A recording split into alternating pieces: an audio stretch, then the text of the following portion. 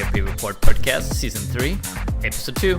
This week we discuss the latest news, including the April 12th celebration, play the Avengers Campus quiz, and then discuss everything we know about Avengers Campus.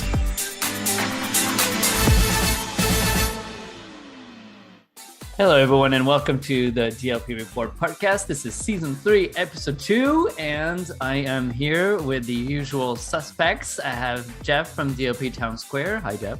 Hello. And then Patrick from our own team at DLP Report. Hi, everyone. And then we have Sadie back again this week.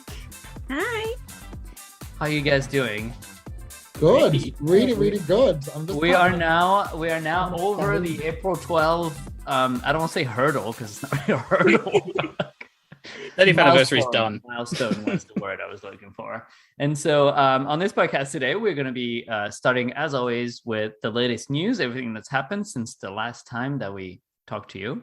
And then we'll have Patrick with a special quiz today, I think. Because I don't know. You're just going to have to wait. I know. I don't know. That's exactly the answer that I got 5 minutes ago. So I don't know. What's it going to be? I don't know.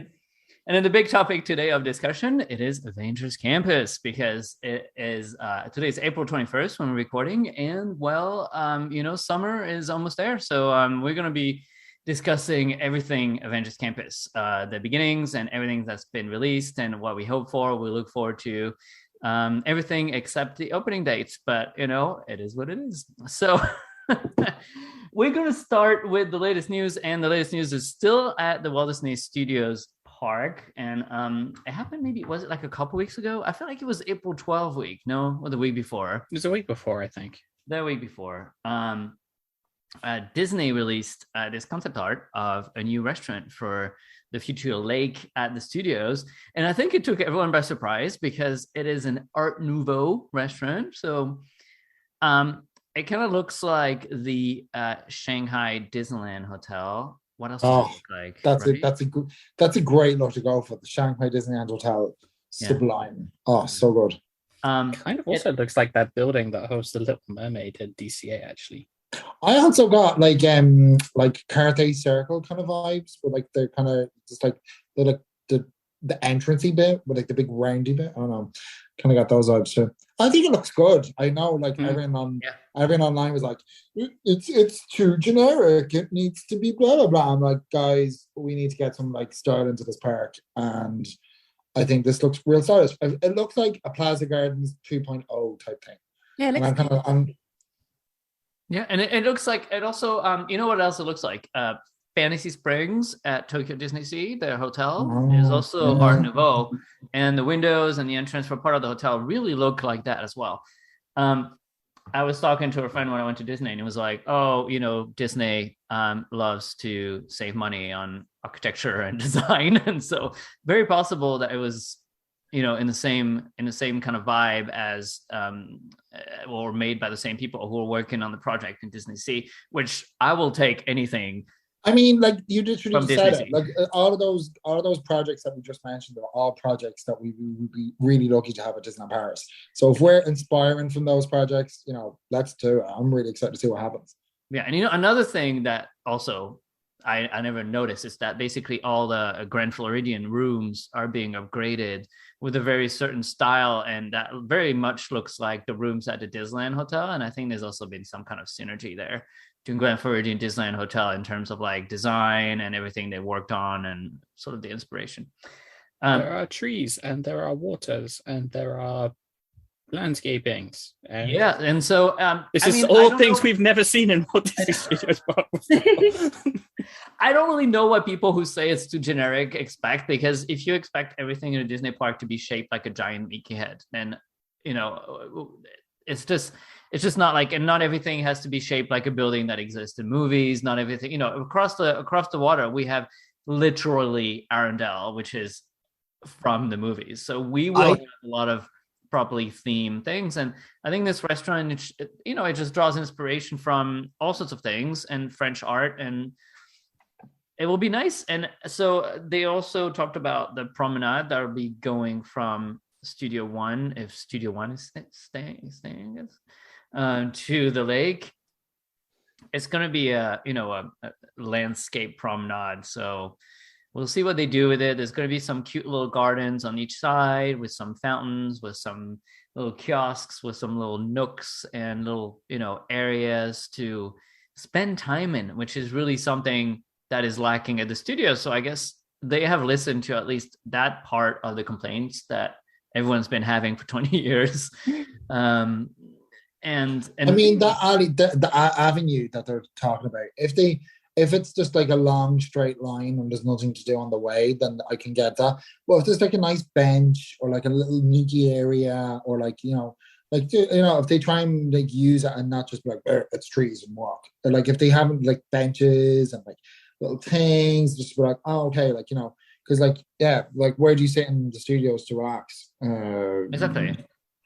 Like at the Exactly. entrance. And I mean, and there is going to be some little nooks, because some of the plans, I don't know where I've seen the plans, but there's going to be some little mini theaters, some on one side with some gardens around it, so you can sort of like step off the main avenue and get into those little areas. I mean, when I went to Shanghai Disney, you can walk from Adventure Isle. Treasure Cove. You can walk from Treasure Cove all the way up to Fantasyland. And I was walking up to Fantasyland and just like kind of like just a path, and there wasn't really anything there. We was just started passing Seven Dwarfs Mine Train, and there was nothing really there until you got to the next thing, which would have been the theater where Frozen was on. So that was a bit of a walk. And then just out of the blue, on my left, there was like a small stage, and Belle was standing there with a book, and she was like talking Mandarin, and I was like, wow, this is like a random like theater thing, and she was just standing there talking, and I'm like, wow, that's like so if they do something like that, that'd be so cool. If it was like, oh, like here's like a little story being told, or like, marionettes, or I don't know what they could do, but like just even it's like a little thing, like, oh wow, like my walk from the thing I wanted, like from the entrance to the thing I wanted to, was actually quite nice, and I feel like that could be fun. Yeah. Hopefully it won't be mobbed, but it looks like there is some kind of mini theater, mini gazebo, little fountain, there's going to be a little pond right off the avenue as well, which is not the lake, different little pond. Sure, and also there's going to be obviously like something as well, right? There's going to be the entrance obviously to Toy Story Playland, which is going to be linked through here. So that entrance also is going to be landscaped, and you're just going to go through a new way into Toy Story Playland, which will still exist. So it should be nice. It should be nice. I think it's trying to give a lot of like, Parisian gardens, like Jardin de Luxembourg, Jardin des Tuileries, those big avenues with the big trees that just like lead you to a monument, and the monument being, the lake and the new lands. And so it's going to be sort of like an intro from the old to the new, but hopefully they're going to link it all together, because Toon Studio is looking rough. I was there the other day, and God, I mean, it's the floor, like, they have all those amazing repaving projects. Like, please send someone to Toon Studio, because half of it is tarmac, half of it is pavers and all different colors, different size, and there's like holes everywhere. It's just no. That whole section is just going to feel really weird soon, because it's going to be probably the side of the park that probably it's going to go from the side that's probably been like the most interesting to the side that's just going to be seen as the mess. Yeah, I'm gonna be really interested to see how things are going to look, even the summer when campus opens, because I was there that last week with my family, and with little ones, and then like obviously so Toy Story Playland and Ratatouille was like big thing that people wanted to get done. It's kind of weird because like I was like trying to like edge my aim my questions were like, doesn't this look stupid? But they had a great time. They're like, it was great. And it was like a lot of people. I was like, but don't you think it's a bit weird? And they're like, no. Like they were like having a great. We did Cars. We're like, it was great. I was like, wow. So like so like it's kind of like all these but like regular like normal guests are like, oh, we'll have a fun time. I'm interested in, like specifically with campus, but even further on down the road, with seeing how like people are going to react to that part of the park. Specifically, I was wondering like about Crush and stuff like that. I still think that Crush is probably going to be as busy as it is now, and the main reason is because when we look at what's being added, because like so Rock and Roller Coaster is just something that they're bringing back. It's not something that they've added. They're adding like a family kind of experience with web slingers, but there's not really a whole lot to like to be like a massive competitor for Crush. So I'm surprised that in like whatever they're imagining or whatever they're thinking about, they're not trying to like, because the big problem of course is they can never make it bigger. So I'm surprised that they haven't decided to be like, well, maybe we should make something that people would also like, that's kind of similar, or because like that's the whole thing. One of the reasons why I think Crush is so popular, just from my experience with my family, is that it's like it's not a baby thing that you can do with like smaller ones. It's not like, oh, we're going to sit in a boat and just have a little like sit down. It's like the kid, like everyone gets a little thrill and like it's kind of fun, and like like I'm not sure that the Iron Man coaster is going to be like as maybe kid friendly as like No. Crush is. I think the first thing that's going to affect Crush is probably Frozen.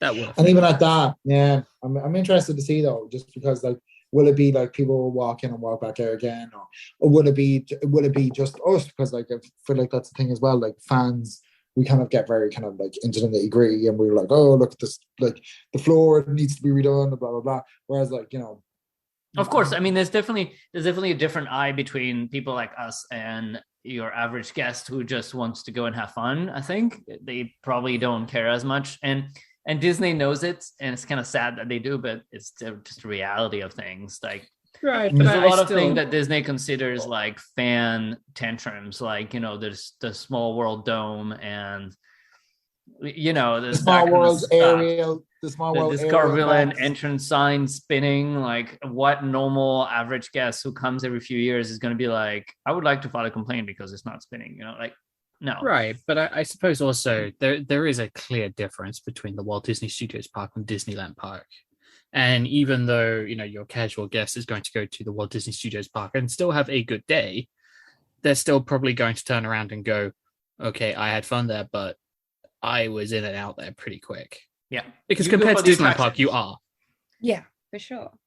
I think with Crush though, like for us, it's probably still one of the only rides that we will see a big queue time for, and we're like, yeah, we'll still queue it. Like we will still have like a great time there. But I do think as soon as the other lands open, it's gonna become a lot more noticeable, that side of the park, because I think if everything is done as exceptionally as we kind of imagine it's going to be and what it's going to look like, I think it's going to make it probably stand out a little bit more, that you're going to see this like a whole amazing area and it's all going to be themed so well, and then you're going to kind of look over to the other side and be like, it's not quite on the same level. And I'm still confused about what's World of Pixar, what's Toon Studio, where's the boundary there? And now with the 30th, they've changed the banners, so it doesn't even say World of Pixar anymore on the banners. So, but the concession stand is still wrapped in like all that Pixar stuff. Yeah. I mean, like flying carpets over Agrabah just needs. I was gonna say, don't forget flying carpets. I mean, like genuinely, like if they really are serious about trying to be like, well, they can't just knock down that part of the park and start again, and I don't think that would be wise. No. But I think like we've seen in DCA, there are 2 rides that could easily fit in the space that flying carpets occupy from Paradise, from Pixar Pier. Could be Jesse's Critter roundabout critter thing, the carousel roundabout. Carousel, or Emotional Whirlwind. Like either of those with the spin out of the corner. That's a fun ride too. It's so good. I like, and at nighttime with the lights, it's amazing. But yeah, like I think they kind of need to, like, that's one thing that would need to be done to make, because then you could technically, in theory, sell that whole side of the park as like, hey, we're Pixar, and like it doesn't look the greatest, but at least it's kind of like thematically correct. You could do like a mini lamplight lounge type thing. Maybe make it like a cafe. That'd be so nice. Yeah. So many ideas, so little money. But they'll Welcome never to come to Outshare life. Imagineering. Yeah, right. Well, I think that's pretty much what this podcast is for 3 seasons. Yeah. You know what you're getting into when you listen. Right. Bella Notte toilets are open. Sorry? Bella Notte toilets are open. Oh, yeah. As soon as I walked past it on our trip and I saw it was open, I literally grabbed my phone straight away and I text Ben and I was like, oh, the toilets are open. I just need to go in. And Jack was like, you have to pee? I was like, nope. That's what I did too. I went in just to see because they've been closed since August. What are they doing in there?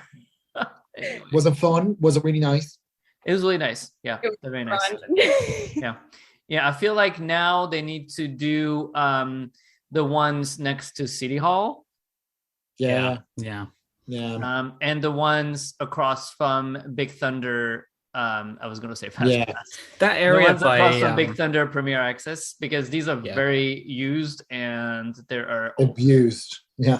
that one, but that section next to City Hall, actually, just thinking about it, that used to be a smoking area and it's not anymore. Yeah. And people are so confused by this. I don't like where they moved the smoking area to like the very front of the park. I feel like that gives a very terrible kind of impression for people who go walking in.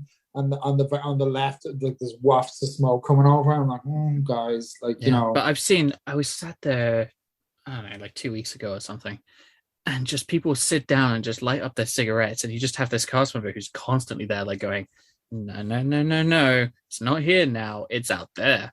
And they should just put a sign up or something. It might be ugly for a little bit, but they need to get the message out that this is no longer the place. It was also bad at City Hall because a lot of people queued. There's sometimes a long queue, and you're basically queuing next to the smoking area. That's just also. It's a much nicer area now. You can sit there without smoke. Well, but when you exit the park, the last thing you smell and see is people smoking.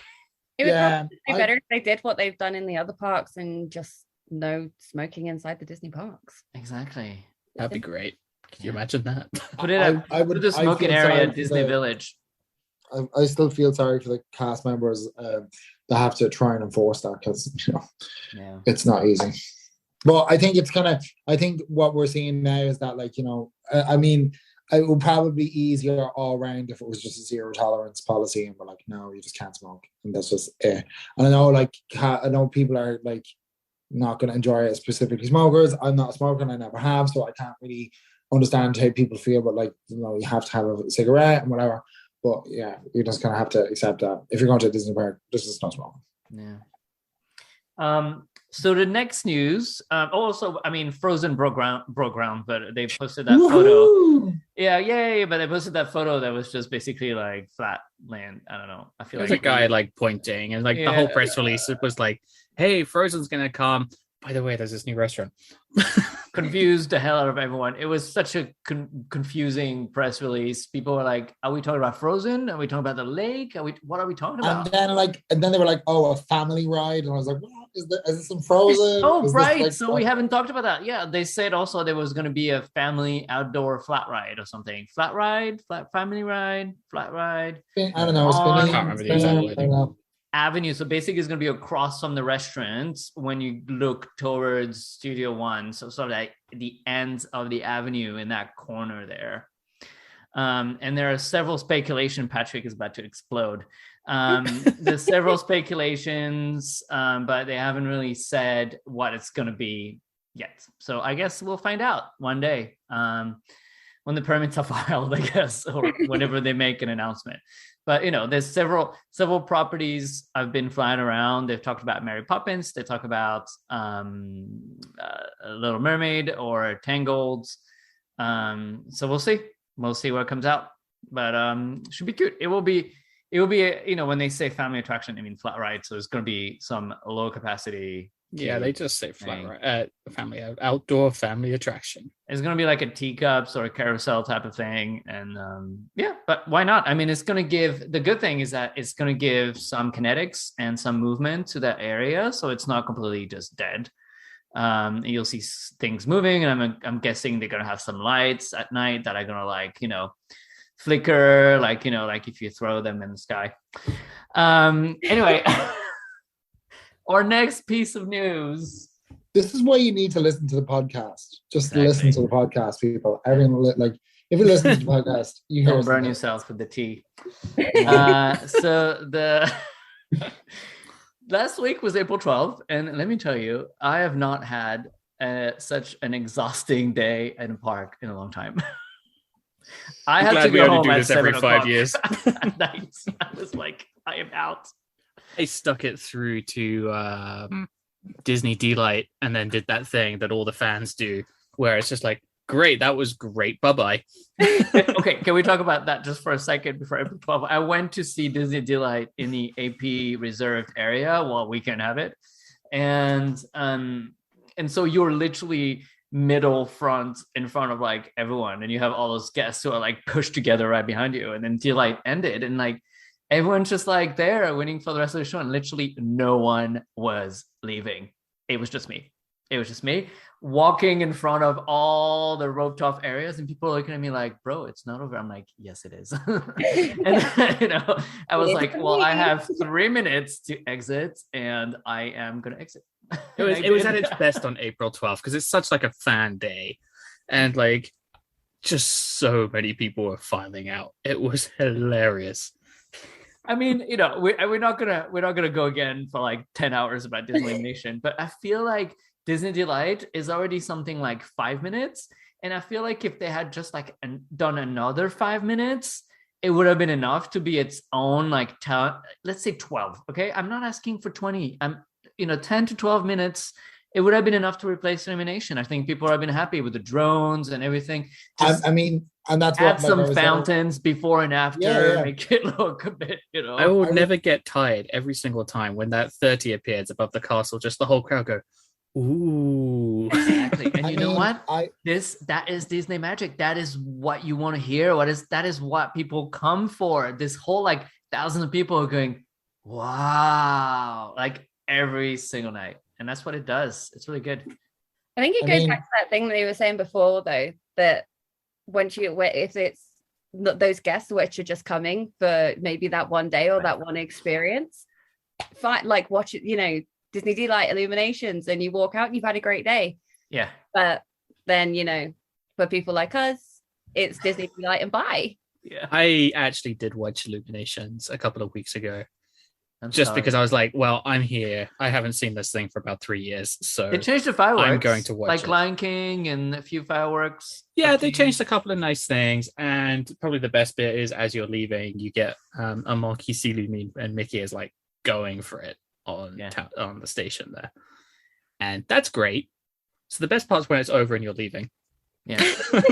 Boy. All right. So anyways, April 12th. April 12th was amazing. So I think people were expecting something huge. I have tried to drop a lot of hints on Twitter to try to tell you failed, apparently. It wasn't, but it didn't really work. I can't just say it because you never know. But I don't think you were even the only one. I've seen a few people were like, oh, like make sure that you're not expecting like big things, and like 2017 was a very exceptional year for like many different reasons. And like from what I've seen people online, the people who have been complaining, it's really hard to pull off that look when you're like, it kind of like they're like, oh well, they should have tried to, like I've seen some people were like, oh well, they should have done things for like AP holders, but they did, and it was the AP spoiler. So like, you can't I feel like let's give credit to Disney Paris where credit is due. What they did put on, because I wasn't there, I was just posting on Facebook for DLP report. And genuinely, what I was like, the things that were coming in, I was like, oh wow, this looks so fun. The cast members who came in early to like before the shift started to welcome guests in, the characters that came out into Central Plaza before the day kind of got started to come just be like, hey, woohoo, like we're here, blah blah blah. The little map that people got, like just the ambience and the atmosphere. I was like, yeah, it's kind of a shame that like some people were like, no, but I need something because it's the 12th of April. I'm like, well, they kind of gave you something. So like just being in the park, because I popped in for a few hours. I think it was on DLP 27. I can't remember. It was on my Twitter. It was just great just to be in the park on the day that you're like, oh my god, this is going to open 27 years ago or 30 years ago. This is what was happening. So like, Yeah, and I mean, they definitely capitalized on both reopenings, especially the first reopening when cast members were on each side of Main Street on the day, and also every day for a while after that, clapping and waving at guests. And this really, they heard from many guests saying it was just amazing and great atmosphere, and it's something that had never been done in Paris, because for some reason management thought that guests didn't like to participate, and they were very wrong, because people like to dance, people like to wave, and people like to be waved at, and it's just like in America. And so they definitely capitalized, I think, on the reopenings. and did the same type of stuff with just more cast members. And and cast members were very excited, mainly because it wasn't really a job for them, it was an option. A lot of cast members came on their free time, and other cast members were given depending on which location you're at, I guess, were given sort of like a free pass to go during their work hours, which was really nice. And of course they were excited. I had fun. I really enjoyed it. I thought it was great. And there was definitely like a ton of magic, and they were so happy and fun and dancing around, and you were given free stuff. And yeah, the flags were a great touch. Everyone was really just excited. The flag. There was definitely a moment on Central Plaza where basically everyone had made it to Central Plaza, and then they had to make an announcement to say, "Go enjoy the attractions." Mainly, Yeah, I did. It's over. I tried. I was like, okay, this is getting busy. Like, this guy's come on and said, "Go into our lands and do other stuff." I was like, okay, it's like 9 o'clock. I haven't had a coffee yet, so I'm gonna go try and find a coffee. Yeah, I went to try to find a t-shirt, and I did. So they had this nice April 12th t-shirt, which is cool. Oh, I really liked that. I've got one. I haven't worn it yet. Yeah, but I feel like for me, it's something that I'm gonna wear like in 2023, because when like no one wears it, because now it's like too fresh. I don't want to wear it yet. And so yeah, it was really nice. And that was it. Disney is a couple of other stuff. There was there was a flash mob thing, and there were all the various desserts. That was run by the ambassadors. Yeah, and then there were the desserts and snacks that said like I was there on them. They were cool too. Yeah. And then there was like the conference, and I know everyone can't get to the conference, but the thing is, I'm like again, not everyone can get to the conference. But was it on YouTube? Did they stream it? Yeah. And I wasn't able to watch it on the 12th of April, and I watched it the next day. I don't know. I feel like it's a bit unfair to be like, oh, they did nothing for their birthday. They did there was a fair amount of things. Okay, was it what you wanted them to do for the birthday? Was it what they did for the 25th? No, absolutely not. But I don't think it's a good idea to like get guests used to being like, hey, on the 30th, on our birthday, we definitely are going to do something special, because then it's just going to create like anticipation that like that's the case in hand. They did it at one time. They did I know they've done it in the past, but in recent memory they did it once, and then everyone's like, what, they should be doing it every time. And then people get more disappointed when, in all seriousness, they never said they were going to do it. So definitely. And like you said before, on 2017, it was paid by someone from outside Disney who ordered it, and this is what happened also. And now everyone knows that, and it is what it is. So is 2012, by the way. Yeah, well, there you go. And I think it's a lot of money. The 15th wasn't too much either. The 15th was just like a welcome ceremony.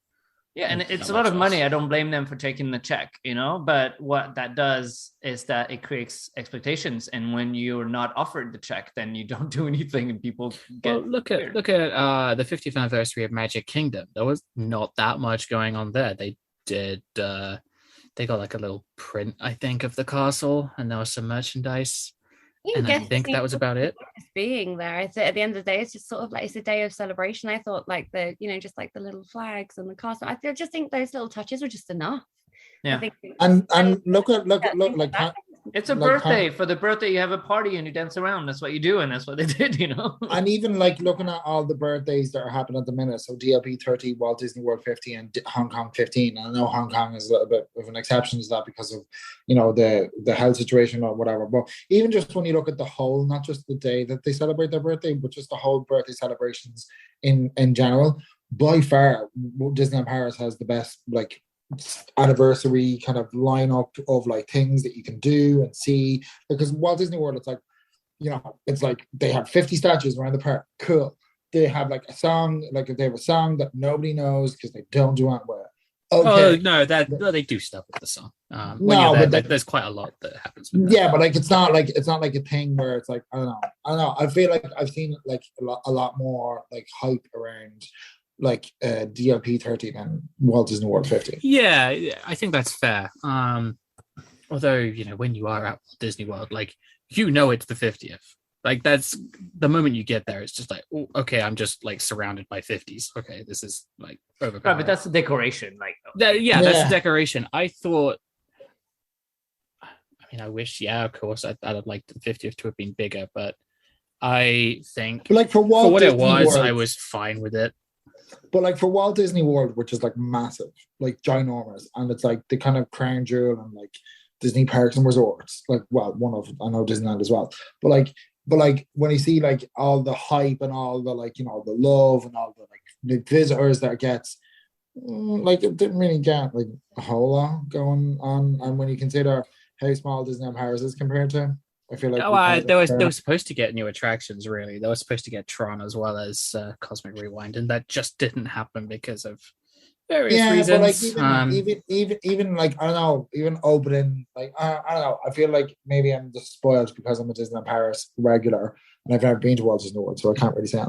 But like I just feel like even like the fact that every day in like Park Disneyland in Disneyland Paris, there's a show to celebrate the birthday, and you can like go and have fun and blah blah blah, and like I don't really see like a whole lot of like on social media anyway. I don't really see anything about like here's the thing to celebrate Walt Disney World 50. I mean, they so many times I've seen so many tweets from American guests from Disney World. Disney World of the Reedy Creek district. Anyway, the best birthday gift. saying that, like you have the best merch, you have the best show, you have the best song. There's been a lot of like American guests who are jealous, and so I don't think we have the best merch. I think we have the best everything we have the else. drones. I think we have the best everything else. Merch, I feel like merch at Disneyland Paris. Maybe I'm looking at it as like a Disneyland Paris regular, but because merch has been pretty poor at Disneyland Paris, the level that they've gone for the whole like main 30th line without this black and gold nonsense or the blue D92 thing, without any of those nonsense. Apart from that, the whole main line is like for Disneyland Paris, it's like sensational. So maybe I think that's why people are like, we're used to having really bad merch. Yeah, I like most of it. That terrible line is still terrible. Terrible line. So Jeff and I got to meet up with Natasha Rofosky for coffee. No, I'm just kidding. Well, there was coffee. There was coffee. For coffee, I guess. And we could ask some questions, and other inside ears could also ask questions. Not everything was ultra relevant to everyone, but I tweeted a few takeaways. Nice way to say it. I tweeted a few takeaways before. I think Jeff, you did too. There was. The thing is, there was a lot of questions on AP and reservation system, and the queues and the privilege tickets and all this. And I think on this topic, Natasha didn't really answer much, except that they were working on it. And that's because, as we've all been discussing on this podcast, the AP program is about to be overhauled, and so all those topics are going to become kind of moot pretty soon. And so she didn't really answer much about that.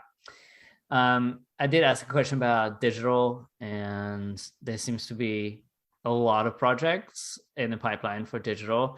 They're aiming to have a streamline, what they call straight to room and straight to park features, meaning that you can just arrive at Disneyland Paris and either go straight to the park, do you check in online, and then you just get your room number whenever you're ready without having to stop at your hotel, without having to fill up papers, without doing anything. And also the straight to room means that basically you don't have to stop at reception. You can open your room with your phone, which I'm assuming is something that's going to be for Hotel New York and Disneyland Hotel. And they have a really basic version of that at New York already, by the way. So I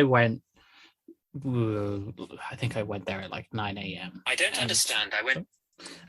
Thank you, Siri. Thanks, Siri. So I went to the reception, got the magic pass, all of that sort of thing. And then the cast member was like, okay, so if all goes well, you're going to get a text at 3 p.m. with your room number. And if all goes well, your magic pass will work. So all went well with the first part. I got a text with the room number.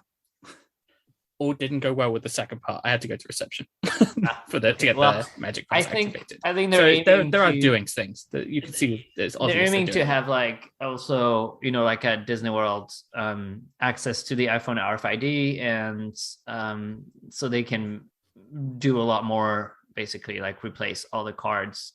So yeah, and restaurants, they're working on restaurant system. They're working on getting rid of line Bertie. They're working on making FastPass digital. And renewing online and not having to wait in queue and all those Annual things. pass, no FastPass. We already got rid of that. Did I say FastPass? Yeah. Oh, God. That's gone. Let's go on. So lots of digital. What else did you talk about? Jeff, you had we talked about Disney Premier Access and the different options. And we're not going to talk about the leaks that are posted. Some accounts have posted online, but it's out there, right? But some people they said that they were largely speaking happy with how it's going. What else did they say? There was some interesting stuff. Some interesting stuff about how potentially they might be stopping resellers in future. Well, I say stopping. You're never going to stop them, but how they can best protect against them. And also about investments. Sorry, Patrick. Sorry, that's even the thing. Like they like I read the kind of recap that TLP report posted about trying to attach like your prior ticket to like a blah blah blah.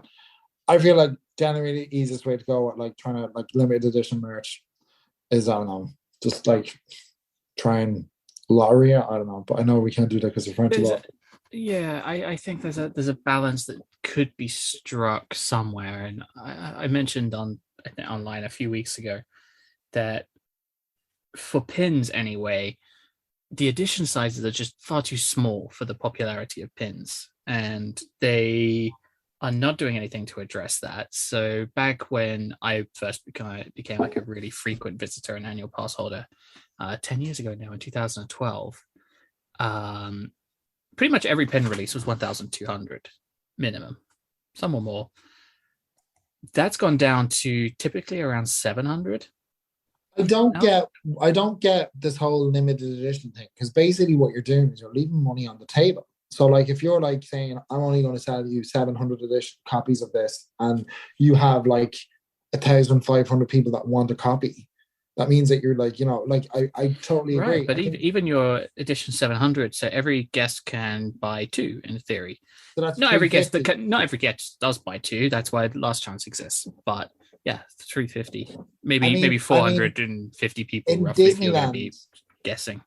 In Disneyland, I'm pretty sure, because I have a good friend who is a Disneyland regular, and she is very into pins.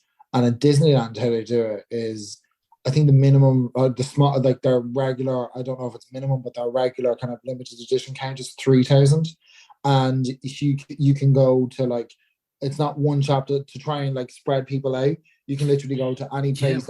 We had that as well until I don't know, maybe 2014, something like that. So yeah, you could go to any shop in the resort, and the best way of getting the pin that you wanted was typically to go to like Cheyenne. Cheyenne always had the pin you wanted. So once they did this like really cool pin of Dumbo flying around the Eiffel Tower for the 14th of July, and I was visiting like 3 or 4 weeks later. I was like, I really want that pin, so I just went to Cheyenne and bought it. It was still there. I don't know. I think like, yeah, it's kind of like whole limit. Like I have a real big thing with limited edition merch at Disneyland Paris. Like, like the like you said, the counts are way too low, and I think it just kind of makes a lot more headaches. I think they'd sell if they had more to sell. Like if they put a higher count in it, they would sell more. So, and you would then like pretty much immediately get rid of this whole line between nonsense as well. Exactly. Because my question is, if you don't make it a limited edition, would it sell as much? Because there's part of this whole limited edition thing that attracts people that are going to resell them, or just want to have something very exclusive, and that's why they come, and that's why they want this one, because then they can show off that they have this limited edition thing. It's part of the value. Sure, but okay, take it up to 1,500. You're not gonna, really. Yeah. I mean, they could do. They should do at least 1,000 for all of them all the time. Like, it's silly to have less than that. Like, just take it up gradually and see what sells. You'll know, or have it just one per person. Selling. Yeah, well, that's the other way, of course.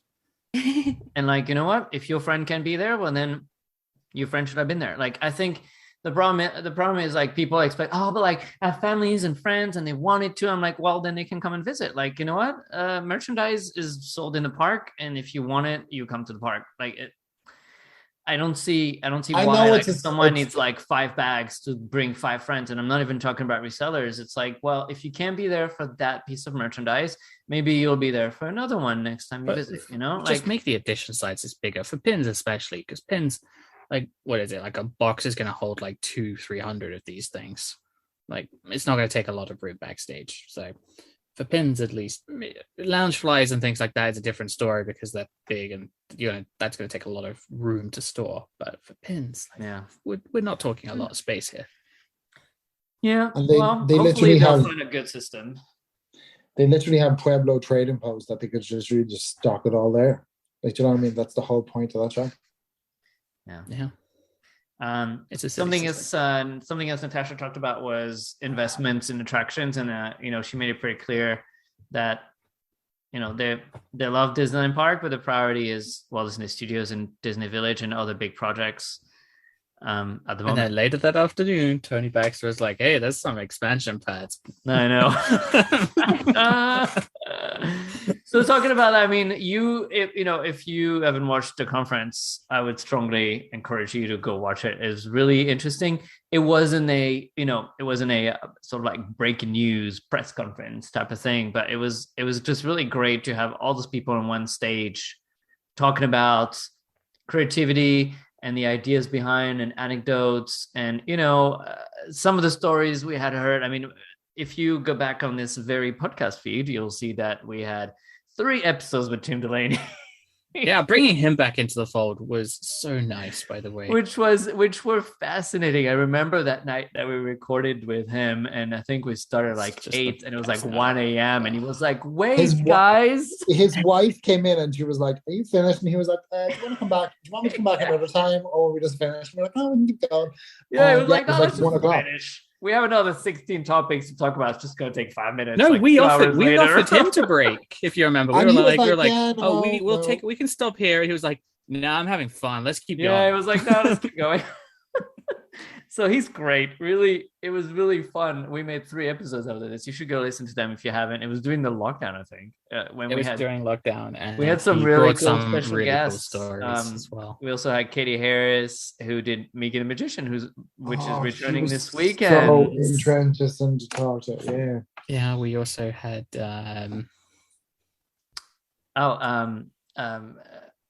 Former ambassador. We love her. yes. It's like Claire. It's Claire something. Claire Jenkins. Sorry, Claire Claire. Jenkins. I knew it was Claire. Maybe we can just like cut that. No, it's fine. And we also had Claire Jenkins. She was lovely as well. We liked lovely. her. Who was there on April 12th as well, and she's always so nice, so adorable. She takes all of Natasha's photos when she's with Natasha. So if you've ever had a picture with Natasha, that's the person who took them. Claire probably took it. It's not her job, but she's a good sport. She does so much behind the scenes, and she has like so much understanding of what it's like to make magic in Paris. So anyways, so the conference was great, and it was great to see everyone on stage. So if you haven't watched it, go see it. One thing, and I think that's the next topic, that was released during the conference was the new logo for the Disneyland Hotel. Very randomly thing. They were like, the week before they had a whole concept art to show of a new restaurant, but no, we're gonna show the logo. The shrugging logo. Do you like it? I think it looks really classy. Yeah. I think it looks. Some people pointed out online that it's a Disneyland Hotel doing a shrug, and now I literally cannot remove that. Oh, you've ruined it. Well, it's supposed to look like a crown. But it looks like a crown, and it also looks like the turrets because it's the turrets of the main building. I got what it was, but now I can't unsee it. It's like when somebody points out the chimney for the Disneyland Hotel, and it's like a big red brick chimney, and you're like, "See that chimney?" And you're like, "I can never see anything else in my whole life." There's another one. There's another one. Questions to cast members in the park in France, and they're like, "Yeah, There's another one I can't unsee. It's not related to Disney, but it's sort of similar. You know the Carrefour logo? That's a C. Yes, it is. Yes, I can't unsee that ever. Yeah. I thought you think it's like a weird. Like, I've always seen diamond the C. thing. What else would I've always seen the C? Am I weird? I always saw it like a little weird diamond Is thing. this like it's a diamond. dress? It's Is a this like a diamond. gold- It looks like an arrow pointing one way in a diamond, It does, but it's a Yeah. C. but it's I a saw C. someone pointed out that the KFC, the Colonel, have you seen that with the what is it? It's his bow tie, I think it is. That it actually looks like it's not. It looks like a stick man's body, so it looks like a giant head on a stick man's body. Now I've seen that, I can't unsee that either. Ah, well, one logo I'm looking forward to see is Sequoia Lodge, Yes. and that's your T. All right, next topic. I don't like the logo that much. Actually, I like the top. Oh, No, the Disneyland Disneyland logo. hotel Oh, logo. I like the top thing, even though it is like a shrug. The word hotel, I kind of like. It's that font of Disneyland. I just don't like it. I think it's mainly for me. It's just it looks like the Disney and then the land. It's the Y that looks like it's almost in a different. Yeah, the Y's a bit odd, isn't it? Oh, the Y with the little like droopy. It's droopy another Y, like. Yep. It looks like that's letters in a different font to the rest of it. Yeah. I don't know. I think that would have worked in the Watergraph font. I still think I think the upgrade than the last one. So I think that what I they're guess- going for is a more like modern feel to Yeah. sort of reflect that the rooms are more modern and that the amenities are going to be more upscale and more modern. And so I think the font and this whole like logo looks like more of a updated modern property. I think that's going to reflect really what they're trying to do, because if you stayed at a Disneyland hotel just before it closed, I loved it because it makes you feel like a princess. But if you really look at It was old. if you look at the actual room up close, you're like, wow, I am in the 90s, like 100%. Like it was Which is it was exactly tough. how you still feel at Sequoia Lodge as well. Yeah. What I don't get about the Sequoia Lodge, right, is that wasn't done up that for long ago. And I've been in it recently, and I was like, why can I feel every spring in this mattress? And why would I be better off sleeping on the floor? I think, but when that Sequoia was done Lodge. up, it was done Yeah. up in what, like 2012, 2013, something like that now. And my big gripe about Sequoia Lodge is still just plugs. Like, there is that awful plug like down by the lamp that when you turn the light off, it cuts the power to the plug. It's really bizarre. And then you wake up in the morning and you're like, well, I'm about to head to the park and have 3% on my phone. Great. We've all done this, right? Where you just like what? You're like, Oh. yeah. Well, Great. Sadie has stayed in my bedroom, and my bedroom has that like there's like a light switch that controls the plug for some reason. It's like a weird French thing, and she's Oh, like, that's a French I'm thing. like, Yeah. don't touch the light switch, don't touch the light switch. And I'm like, clink. I'm like, oh, well, there you go. Meanwhile, like you just go to like New York and you just like the whole wall is just essentially plugged, and you walk in, you're like, wow, okay. Yeah. You know, it's And the funny. TV. On our last trip, we stayed at Davy Crockett, and it was handy for having Kylo. But the one that we were in, it had the double bed, and in the other room, it had the 3 single beds, and we needed to move them over because we couldn't fit Kylo's crib in the double room. And every single one of the beds you sat on, slats fell out the bottom. Oh my So God. I was on one bed and we managed to maintain 4 slats, and Jack was on the other we managed to maintain 3. So the mattress was kind of like almost on the floor for the entire trip. And like you'd get into bed at night and you'd be like, and lower gently, lay back, don't move, because every time you moved, another one just fell out the bottom, and we were like, oh my goodness, it was such a disaster. The next up, Davy Crockett Ranch. I mean, you know, Disney hotels at Disneyland Paris, they're just not up to standards anymore. They're It depends which lovely. ones. They have lovely there's a few theming. that They are. have lovely features. I mean, obviously, New York is great, and Newport is okay. Even though I'm personally not a big fan of the rooms at Newport. I think when they redid them, they basically them. redid them the same. with new furniture, and I a quite lot like of the them. furniture has been banged up and it's really hard to maintain, and a lot of the rooms are starting to like really show their age already, and that refurb was not that long ago. And it's I That's get it that they the have a lot of turnover. I mean, families ram into those rooms with 16 suitcase and 5 kids, and they just like I get it. But yeah, I don't think like Secure Lodge, for example, is not worth the money. Cheyenne is a cute theme, and those rooms were done okay, unless you're sleeping on the small bed, the side bed that comes down, because I've done that one for Run Disney and never again. And Santa Fe, I have not been to Santa Fe since 1997, so I cannot comment. But Santa Fe was It's fine. fine. Genuinely, Santa Fe. I feel like if you're looking to stay on property, I feel like specifically, I know we're going back to what we said in the last podcast, but specifically with the themed character meets and stuff like that. Santa Fe and Davy, Santa Fe and Yeah. Cheyenne are actually looking like they're pretty good deals. Like that's a good deal Yeah. if you're like getting it like, and specifically Cheyenne is probably one of the nicest themed rooms on property. yeah, I had I had a drink at Cheyenne. I had never been to the bar Red Oh, Gartner. that's nice. Yeah, the Red Garter Saloon. Yeah, I would have liked like more booth. I thought they were gonna have like booth because like I don't know Cheyenne. But then after we left that night, and you just go through this the reception area and a shop, and it's just like it's really lovely. It's really lovely. It really has this. It really captures the theme really well. This is a hotel that's a hotel that was really well done.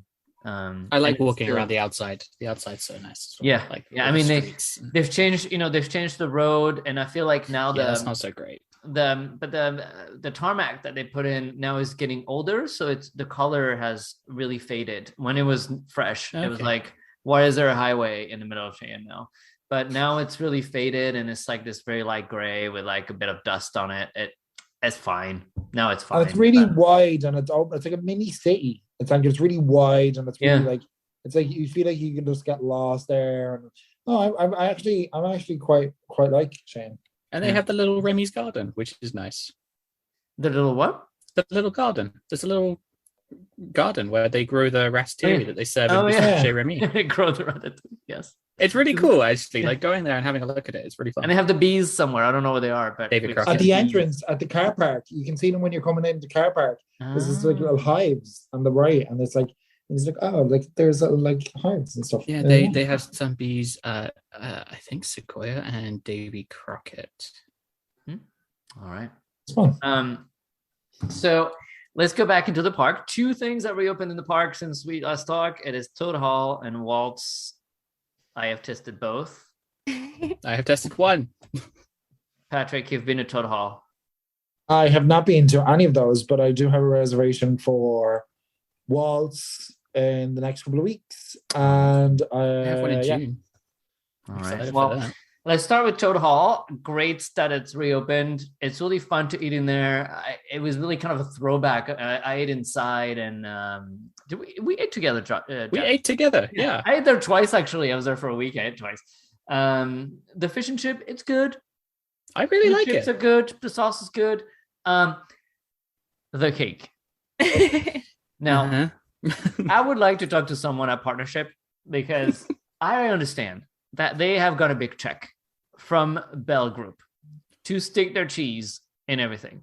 But if we could not have some kind of sponge cake with some kind of like bitter, salty cream cheese inside it, that would be great. Because it's one thing to stick the partnership products in everything, but try to put it somewhere that it makes sense. Like this cake, it is not a good taste.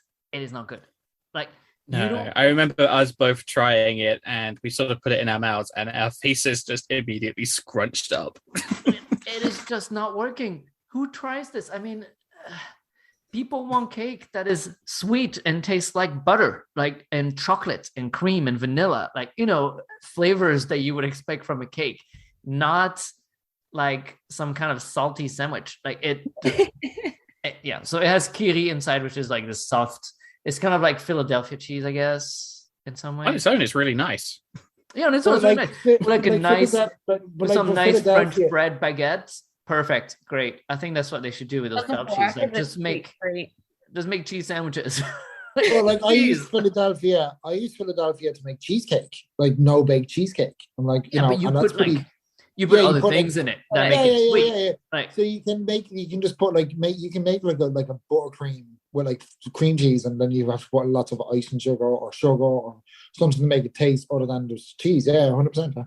yeah, but I mean, I don't want to criticize too much because they have tried to make a themed dessert for a location, and I really do appreciate that. So I was great. saying And thank earlier you before we came for, on air that like I didn't like it. I'm quite likely to buy it again because it looks nice. exactly. Well, So for the longest time on this podcast, we literally like did this whole thing where like Disney Paris, just give me something I can Instagram, and they gave us That's what I something was we just can about Instagram. to say. So Last time we spoke about food being Instagrammable, and that part, you do want to take a picture of it. You just don't want to eat it. yeah, we forgot to tell them it also has to taste nice. They get so half of it. It's halfway there, and it's that's my friend, great. it's progress. It looks great. It's like, my guess is that like it's this famous picture when he has like the eyes, right? Yeah, is that it what is, it is? yeah. Yeah. The red, spinny eyes, and it looks like it, and it has a little face on top. It's It's great. so It's awesome. a really cute dessert, and I just like you, Jeff. I might order it again. I probably will. We're Although such they sell suckers. Mickey bars as well, and those It Mickey doesn't bars are taste great. good, but let's order it again. could 'cause they it looks cute. could they not fix it by like I haven't tasted it, but that's what I was saying to Jeff at the start. Could they not fix it by just adding like into the roulade bit like some strawberry jam, or giving you Yeah. like a strawberry Yeah. compote at the side that you can just Yeah. drizzle over them? Yeah, I don't know. this thing Like could a so little easily be bit of vanilla fixed. or something. I Just think put some buttercream in there and just ditch the partnership. Yeah, that thing could so easily be fixed. It just needs like something that's buttercream Like, or I mean, something it's like that, and you fixed it, and it'll be great. This whole partnership has been doomed from the start when it started like having the superhero station sponsored by Baby Bell, and you're like, oh god, what? And then the Marvel superhero is also sponsored by Baby Bell. Like, is this the official cheese of the Avengers now? No, it's because it's red with like This is red. Okay. I mean, and then like you go to Plaza Gardens and you have like pasta with boursin, which is just kind of like they just melted the cheese and some Have you tried the cupcakes at Laugh and Go? Because I have yes. now. Yes, because they also make the damn icing with this stupid cheese No, that is no. salty. Okay, they do a little bit, but the butter was fine. It's now they just shove a lump of Laughing Cow and just put it right in the middle of the cake. So like you're just eating into this cake, and all of a sudden you just got a lump of Laughing Cow, and you're like, whoa. Yeah, I mean, I don't know, man. Anyways, so that was that. But otherwise, very happy to have a themed dessert, and again, like, please make more themed desserts. And the fish and chips was really nice. I was really nice. enjoyed it actually. I have not tried the vegan one, but people seem to be happy with it, or at least to have that option. And oh my God, Sadie, I can see you. I see Doggy. I can see your floof. And Mickey's. Look. I know. I managed to get both of my balloons in the car Hey. on the way home, so Oh my God. they're still up. They look a bit wrinkly, but they're surviving. They are, but I bought a helium tank, so I just keep blowing them back That up. is dedication. Yeah. It's Today, well, not today. Like recently, I learned that if you buy the ones in Walt Disney World and then you take them to Orlando International Airport and you go to the Disney store in there, they will deflate them for you Oh, really? so that you can pack it up nice and take it home and re-inflate it. Interesting. So Yeah. second, yeah. There you go. If you're ever Fun going to Walt fact. Disney World and you want one of those balloons, now you know how to keep one. Yeah. Now, don't try that at Charles de Gaulle because they will probably pop it in front of you and send you. No, I think at Charles de Gaulle they'll probably just bring it into a small room and be like, "Why are you in France and what are you doing here?" Yeah. And the Disney store is actually past security, and only if you're flying to the US or the UK for some reason. Another thing that reopened is Waltz, and I went there. The first, so one of the best feature, the best feature is to be back in that wonderful space and to see all the arts and all the all the artifacts and the decorations and rooms themed to each land. This doesn't change, but it doesn't have to change. It was really wonderful. Another thing that's really fun is that if you go, obviously it's at lunchtime, so you're very likely to see Dream and Shine Brighter pop by at the window if you're sitting by a window. So make sure you're sitting by a window facing Main Street because the floats are just the right height, and you'll see Mickey, Minnie, friends, everyone, they know that you're there, and they will wave at you on the way up and on the way down, and then on the second show on the way up, and then again on the way down. And they're very excited to wave at you, and you can wave back at them. They see you. It's really funny. It's really funny. The menu is surprisingly cheap, but I think so. From what I understand, I think all the table service menus are now 42 euros, and Waltz is no exception. So you can go to Bistro Chez Remy, you can go to I was going to say Blue Lagoon, Captain Jack's. You can go to Steakhouse Manhattan. Well, I think Manhattan was slightly more expensive. I think that was parks, 46, I think, at Manhattan. Yeah, Manhattan, I think, is 47. But I mean, Manhattan, you get so much food, you have to be wheeled out of there. Like if you're not staying at a hotel, you're probably not going to make it home. I really enjoyed that Disney. Meal. I absolutely loved Manhattan, by the way. It's really nice. So good. But at Waltz, the menu is also 42 euros. And, they've done a good job, I think, because obviously it's cheaper, but the selection is also smaller. I think they've done a good job at mixing, Disney themed things. And also it's Walt, an American restaurant. So you have American classics like mac and cheese, like chicken pot pie, and also some of Walt's classics like the chili and that kind of stuff. So, and the pineapple cake and all those things. It really depends what you like to eat. I've had some good, some bad. I had the chicken pot pie, it was really nice, and my friend had the soup, it was really nice as well. It was like a corn soup, I think, with some popcorn in it, which is kind of why not. Also, American classic. They did a good job at theming the menu. It's still upscale, but you get like all those little references. If you know what I mean. And they also explain to you on the menu. Then I had the mac and cheese, which was surprisingly good. They put a giant thing of chewy cheese on top, which, it almost flew across the room 3 times when you try to cut it. I don't get it. It should be crispy, but it's kind of chewy. I'm like, what are you doing? But it was nice. It tasted nice, but like cutting it, I was like, it fell off the plate. And I was like, oh, yeah. And then for dessert, I think both me and my friend made not great choices because we both had the pineapple cake. And honestly, it was not my favorite. It was kind of like very dry and chewy. Or the table next to us had the lemon meringue pie, which looked amazing. And they said it was amazing. And also the giant cookie comes in a skillet. So you have this, basically it's like a plate. It's the size of a small plate, but it's a cookie. And it's, it kind of reminds me of the Num Num cookie from California Adventure. It's warm and gooey and comes in a skillet. So, I mean, if you're in the mood for like dough and chocolate, like just go for it. And if you get the wine flight, it's also really nice because you get 2 wines and you get champagne for dessert. And it's only about 60 euros. So for, yeah, I think additional 20, I think, for the wine. It's an additional 20 for a glass of champagne and 2 glasses of wine. And, I think it's worth it. I think it's priced correctly.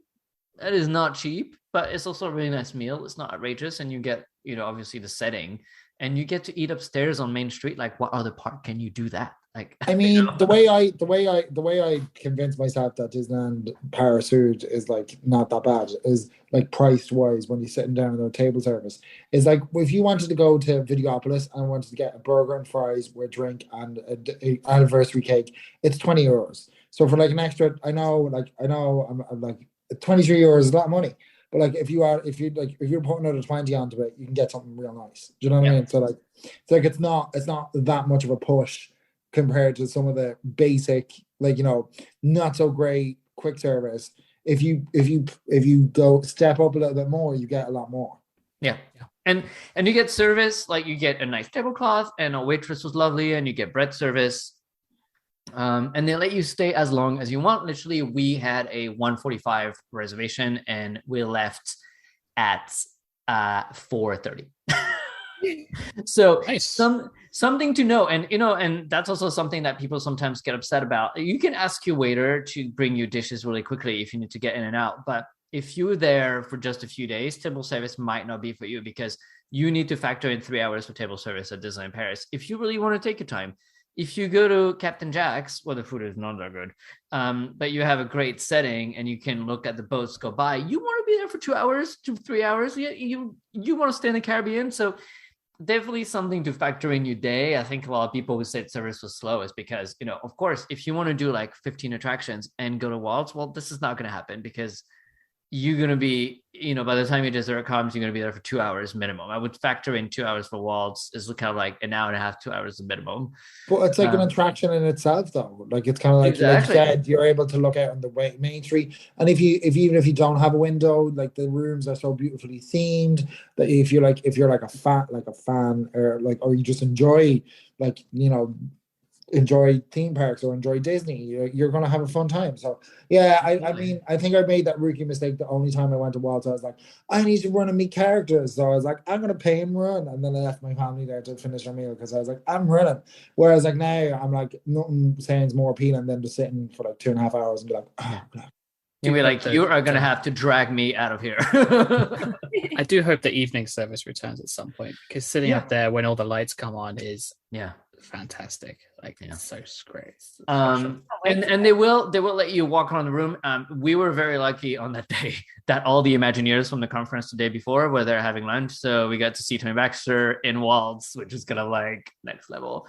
I think Tom Morris was there. Anyway, a lot of the guys from the conference and women. So it was really nice experience at Waltz. Again, the chili, I haven't tried the chili because I've seen the photos. It's a deconstructed chili, and so you just kind of like make it yourself. Apparently the portions are not always the same. I mean, there's been a bit of chatter about the chili, like people are just not ready for it. That's what I'm going in for when I go. I'm going in for the chili. Well, we'll be looking for your review then. On Twitter and on the podcast, we can talk about it again. June the 11th. Mark it in your calendars. All right. Patrick, what are you going to have? Do you know already? Yes, I am going to have the chicken pot pie to start, and then I am going to probably go for the chili as my main. And then for the dessert, I'm not sure, because I want the Disneyland Paris 30 dessert thing because it looks fab. But then I kind of want, I love lemon meringue pie. So if lemon meringue pie can be like a thing, I would totally love that. So I have not tried it, so don't take my word for it, but I have heard that the anniversary cake, not that great. It's kind of just like a mousse cake, but it comes in a nice, cute plate. So if you're looking for that, Instagram moment. Yeah, the one I saw had like a jar. So they bring you that, and then they serve it, and then they remove the jar, and it's like, ooh, but... You've made me interested, by the way, in this sweet corn soup with popcorn. Like, I really want to try that now because it just sounds really weird. It's nice. Yeah. It's a soup, so you got to be in the mood for soup, but it's good. Yeah. This little noise that you hear is Kylo, Sadie's baby, who's being airlifted across the camera. Yes, I think he's just being put to bed. So. Well, are you gonna take Kylo to Waltz? Absolutely. Good. Without that as well. You gotta show him all the Imagineering things so that it gets ingrained in his brain and he can be like a good fan when he grows up. Oh, absolutely. Like the first words he's gonna be able to say when everyone else is at school and they're learning their words is gonna be Mickey, Minnie. Yeah. Well, imagine if his first word was Imagineering. Tony Baxter. Can't say mama, but can come out and go Imagineering. Oh. Tony Baxter. Tony Baxter. I don't know why I have a French baby. All right. Well, so one last topic that I want to talk about. Should we talk about National Geographic? I mean, the APs, we have on the list that the APs have increased in price, but I mean, it's €40. Guys, you haven't seen nothing yet, so we'll see you in the fall for that. But hey, you'll be able to do it, maybe not by queuing up at the Walt Disney Studios Park for 5 hours, so that'll be a great thing. Fix in digital. Tomorrow, we're recording on the 21st of April. Tomorrow we'll be at a special National Geographic Masterclass, and all this month they've had a film and studio theater in partnership with National Geographic. What do we think of this? It's the first time that they do a partnership with National Geographic, I guess, to try to test the waters and see if people are interested. I don't know if just like a film is... Patrick, you're on mute. Yeah. But my question is, out of everyone here, and I know Jeff is going to be like, I did, but bar Jeff, how many people have clicked on the National Geographic tile on Disney Plus? I have. Oh, Because I've watched the Jeff Goldblum show, which is really that's fun. so good. I The like World that. According to Jeff Goldblum. You have to watch it. He's such a nut job, but like in the best way possible. Love it. I started watching Genius. Somebody told me that Genius is really good. I've been So watching like I went Earth to from do it, and above, it's like great. Europe from above, and now they have like China from above. It's really interesting. It shows you the Sadie, me and you are like just like we're just here for Mickey and Minnie. Yeah. We're just like we're like I live in the Disney child. But I know where you're taking this point, and there's like so many other ways of getting National Geographic into the park. Yeah, just putting a show on a screen is not really the way. And in the Walt Disney Studios Park too, like there's not much going on here. You could put some interesting, like, I don't know, placards in the ranch in front of Frontierland. I feel like it's a bit more closer to nature. Yeah, you could do anything like that. So where they've put like some flowers out that look kind of nice, you could put like a little plaque out saying, "This is what this flower is," and then just put a little National Geographic logo in the corner. Yeah. Easy wins. They're also doing a photo exhibit, and I don't know when this is going to be installed around Lake Disney, when they're going to put some giant billboards with cool photos from around the earth. It's, I think they're just testing the waters. I feel like, why is National Geographic not all over Animal Kingdom? Like, no, I don't know. Is it just even Epcot? Like, there's some good stuff in Epcot that could be. That's what my brain. Like the land. The land is Nat Geo, like perfect. Yeah, the land. I mean, I'm going to get the wrath of all the Disney World fan, and I love the land the way it is, but the dark ride parts is old. And so I love it, but you could just shove some Nat Geo logos somewhere and go, "Hey, this is a Nat Geo thing now." They could revamp the entire thing and change the scenes and update them, because they talk about oil. They talk about this all needs upgrading. I love the land, and I love the greenhouses, and I love the attraction as a whole, and the nostalgia that goes behind it. But he wants more IP in Epcot. He wants more IP in Epcot. Sorry, see. But like that's just so many easy things. Like I don't mind like the Seas IP. Pavilion. You could walk around the Seas Pavilion, and where they've got all the information about the fishes and things. Exactly. Just throw a Nat Geo logo on there. It's so easy. But they could have some tie-ins, National Geographic also has, and you would like that, Patrick, is they have a show about backstage at Animal Kingdom. And so good. About how they take care of the animals, and about the safaris. The problem I have, though, I'm a weirdo because I'm not a vegetarian. I eat meat, but I'm kind of my big thing recently is I don't know, Animal Kingdom does loads for conservation, but I just don't know how I feel about animals as entertainment, and I didn't know how I felt about it with Buffalo Bill. I don't know how I feel about. I know Animal Kingdom is woohoo, we're going to do loads of animals, and I love that. But I just don't know how I feel. A lot of the animals that end up in Animal Kingdom, they try to rewild them as well. So it's this species is endangered. Let's try and breed them a bit. I thought you were going to say they put them in Yak and Yeti. I was like, oh dear Lord.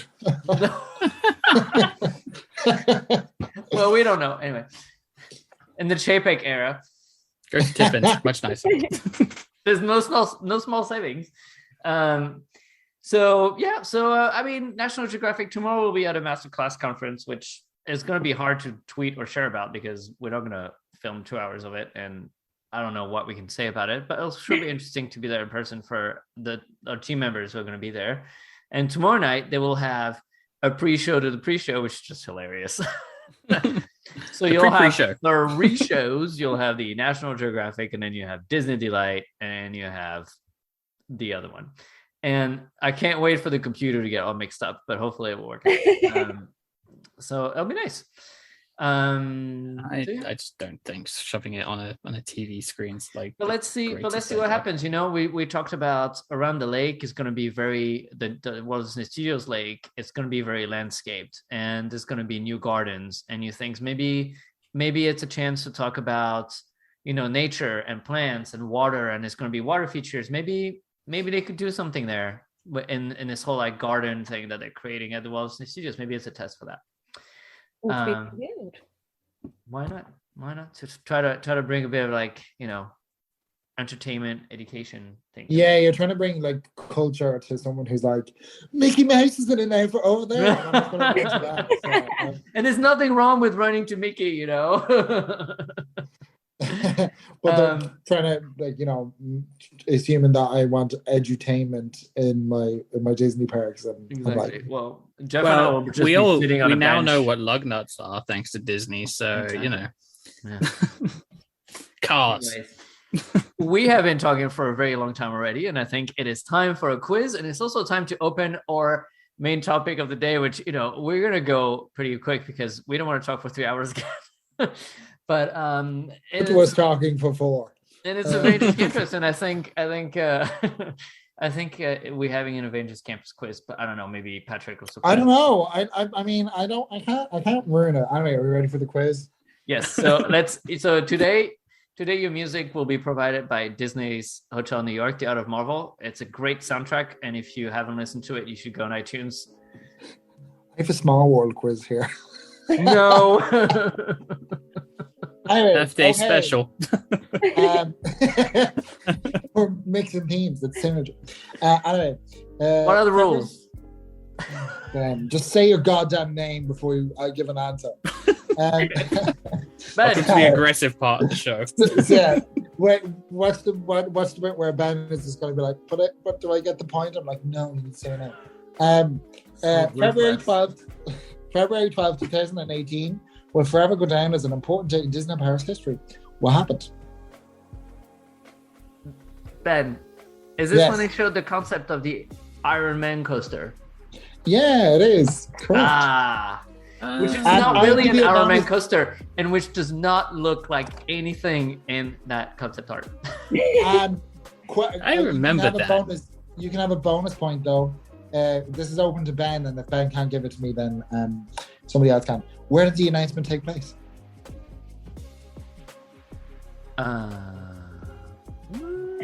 Was it a? Do I have to say my name again? No, because I'm speaking to you. Oh, Should have made him say it anyway. was it at Comic Con London? No, No, it wasn't. Somebody else can have it if they know. It was IAPA in Paris. It was not. No? No. Oh, maybe they put it up there and then they had to take it down because there No, was a IFI thing is about when it. they- I mean, here we That's when go. they Here's the mistakenly whole. posted the trailer. No, because I think they showed it Yeah. before then anyway, but they definitely did try and show it at Paris and like it just disappeared overnight one day. Are you sure? Because Sadie? it was the trains that they showed on like Yeah, some that was the presentation at train. a cocktail party, and then they were like, "Oops." It was IAPA, but I think they showed it before. I don't even know. Random. It was a really random place. That's why I was like, I wonder if I remember. It was. But that at- concept art looks like a lot different now than it did back then. Wow. Because like it was like it just looks Creepy. different. Anyway, I'm still happy. I'm not unhappy. Anyway, it took place. The announcement of Iron Man being a rock and roller coaster being rethemed as an Iron Man took place at D23 in Japan. oh, how random. Yeah. No, I said D23, and then I was like, but I'm pretty sure. I didn't know. I was thinking the one in California. I was thinking that. Oh well. I was like, that's not at that time. Sadie can have a point. D23 in Japan is just bizarre. Have they ever They had come up with another something. one since then? I don't think so. No, so they did like a few Japan ones, but not since COVID. I remember. I think I was talking to Ben at that time. I don't know who I was saying this to, but I was like, "How is Iron Man going to fit in backlot?" How naive I was. Oh, was this even before the Avengers Campus announcement? Yeah, they had announced campus. It was like Rock and Roller Coaster is going to be rethemed to Iron Man, and I Yes. was like, "Huh? I was Okay. like, "What's going to happen?" Okay." Oh, I don't remember. Okay. I do not remember that. You know that TikTok song that goes like, "Huh? Okay." Okay. Next question. What was the first ever Marvel themed ride in a Disney park? Oh, was it? That's one of the others. I don't know. I can guess. I'll go for a guess. Jeff, Yes. was it Guardians of the Galaxy Mission Breakout? That would No. have been my guess. Oh, it was the Man. other one then. Okay, I know which one it is. Yes. Was it the retheme of Star Tours in Hong Kong to Iron Man? And I'll need the name of the ride, please. Oh God. The retheme of Star Tours to Iron Man is the Yeah, name that's of the what they attraction. called it. The Yeah. re-team of Star Wars. Yeah. Iron Man. That is the official name. Sorry, that is official. No, I okay. can't remember. It's the Iron Man experience, but I'll give it to you. Yeah. Okay, there you go. That Well was done. the one I was tossing it up against. Yeah, because they kind of happened in quick succession, but they were very much first. Mm. And even though it's not as good as Star Wars, because it's basically a screen. Anyway, soon after, the Walt Disney Company announced a global initiative created by the Avengers themselves called Avengers Campus. In true Tony Stark style, Campus is an acronym, but what does Campus stand for? Oh no! This is the I fourth don't time I've remember ever this. asked this question on the podcast, and nobody knows. I feel like I knew this at some point, but I do not remember. Yeah, You I need can't to start remember. revising up because this summer you're going to be like, It's something silly like web is like web engineering, like Worldwide worldwide Engineering engineering Brigade. brigades. Like Yes. it's some. Yeah, but like this summer, it'll be on something that's like printed out, and I'll be able It's to like look at something it about and go, like "Oh, now I know." training of So have I tomorrow, or Have I failed as a quiz master in that I've asked this question 4 times and every time people are like, something. No, because it means campus. Let's be honest, no one cares. that's a campus. Anyway. So Oh, what, okay. what is it? Because I forget. Cent- I can't. Yeah. Centralized assembly mobilized to prepare unite and safeguard. I learned that a long time ago so that I'd have a fun fact to tell people when I brought them there. But yeah. Well, you've had a fun fact 4 times. Are you gonna be right. standing in front of the land And when it 4 opens to times, tell four everyone? times, 4 times nobody has even come anywhere near close. Anyway.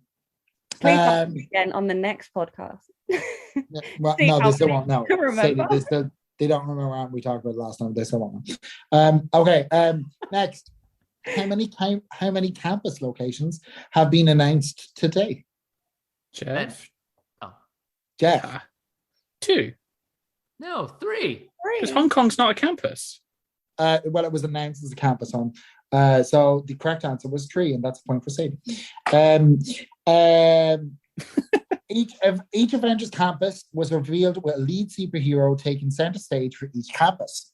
Spider-Man was the main hero for Disneyland. Iron Man was for Disneyland Paris. Who took center stage for Hong Kong Disneyland? Remember the posters they did? And it was like assembly. It must be. Am I allowed to Google? No, I mean, yes, it's Was- the whole point of the quiz. Who can Google the quickest? Was it Iron Man? It is not because he's from Disneyland Paris fan. Of course he is, yeah. I know it. Okay, it's somebody else then. It's Is very it- Hong Kong. Oh, it's Ant-Man and the Wasp. I mean, say your goddamn name. Sadie, Yes. is it Captain America? No. Ben. Yes, It's Ant-Man and the Wasp. it is. Oh yeah. Oh, he doesn't get a point. He's Googling Oh, it. you can't give him a point for No. that. No. I'm And actually Googled. gonna, you asked permission Ben- to cheat. He said no, and you were like, do you know what, Ben? For cheating, you get another point taken off. So you know. Oh that- no! that cheating is not allowed. Anyway, was the full name of the attraction which replaced Buzz Lightyear, Astro Blasters, and Hong Kong Disneyland? Jeff, Yes. Ant-Man and the Wasp. Oh, it's Nano something, Jeff. I don't know. Nano something. It's not Nano something, but it is Nano. So anyone want to have a go? Ben, Nano Blasts? No, not Nano Blast. Sadie, do you want to have a go? not a scary off the top of my head. It was Nano iPod- fight. Nano iPod battle. Nano? Nano Battle was the answer. Nano what? Battle. Nano Battle, yeah. Ah. I Okay. didn't Google it. I just started saying words. No, that's because Jeff is in the spirit of the game. Not like I think Mr. what we're learning here is that we suck at Avengers Campus. I mean, yes.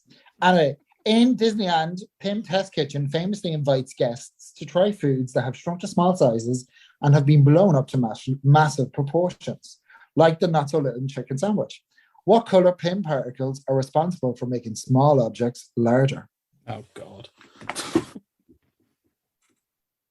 It's a color, so pick a color. Ben, Yes, yellow. it's not yellow. But the logo is yellow. I mean, if you watch Taco, you know the answer. Jeff, Yes, blue. it is correct. Blue is the correct answer. Great. Back to Paris Eiffel now. 65 wins. Yeah, right. WDW.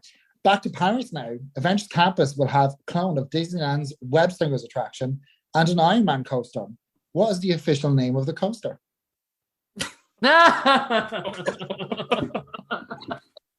No. It's called Unnamed Iron Man. I genuinely attraction. thought that we could talk about this because it leaked. But anyway, What's the okay, code word? well, I can't remember the code word. Oh, it has a code word. No. I genuinely like had that like as a oh god, I lost the quiz. I genuinely had that like written as my question, and yeah, apparently not. Anyway, okay, next question. It rhymes with might remorse. Might more.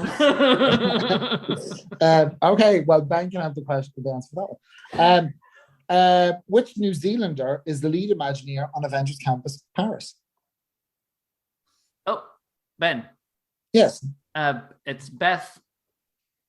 It's Beth. And I would like some more information, please. What's the last name? Clapperton. Clapperton? Yes. Yeah, Ben gets the answer. And my last Yay! question. And can I just say, she is a ton of fun. She dances on Castle Hill, and she is just super. She just seems like- real fun. I love it. She's super fun. She's super fun. Beth, if you're listening, let's go for cocktails. We And already she's have like- cocktails with. Who else did we have cocktails? Well, we said that we were going to have a drink with Claire. Oh, it's Claire Jenkins. Yes. Maybe we can imagine we can have Claire and Beth. Like, what a fun night. Yeah, I bet you Beth is like, no, I actually value my job. Anyway, last question. The Marvel rides in Avengers campuses around the world do not take place in the MCU. In what universe do they take place? Jeff? Yes, The theme park universe. it is. Whoa, I didn't think I got that one. Hooray! Yes. And I knew that's my revising would pay off. Yeah, right. So that means that's why we can have like pre-blip and post-blip and just whatever happens in campus stays in campus. That's why So- Moon Knight can just like pop up one day next to Iron Man, who's technically dead. and then like they can have two different types of Captain Americas, and it's no problem. All right. So the winner of the quiz, even though he got 2 points knocked off him, is Ben. Oh, yay! Thank you.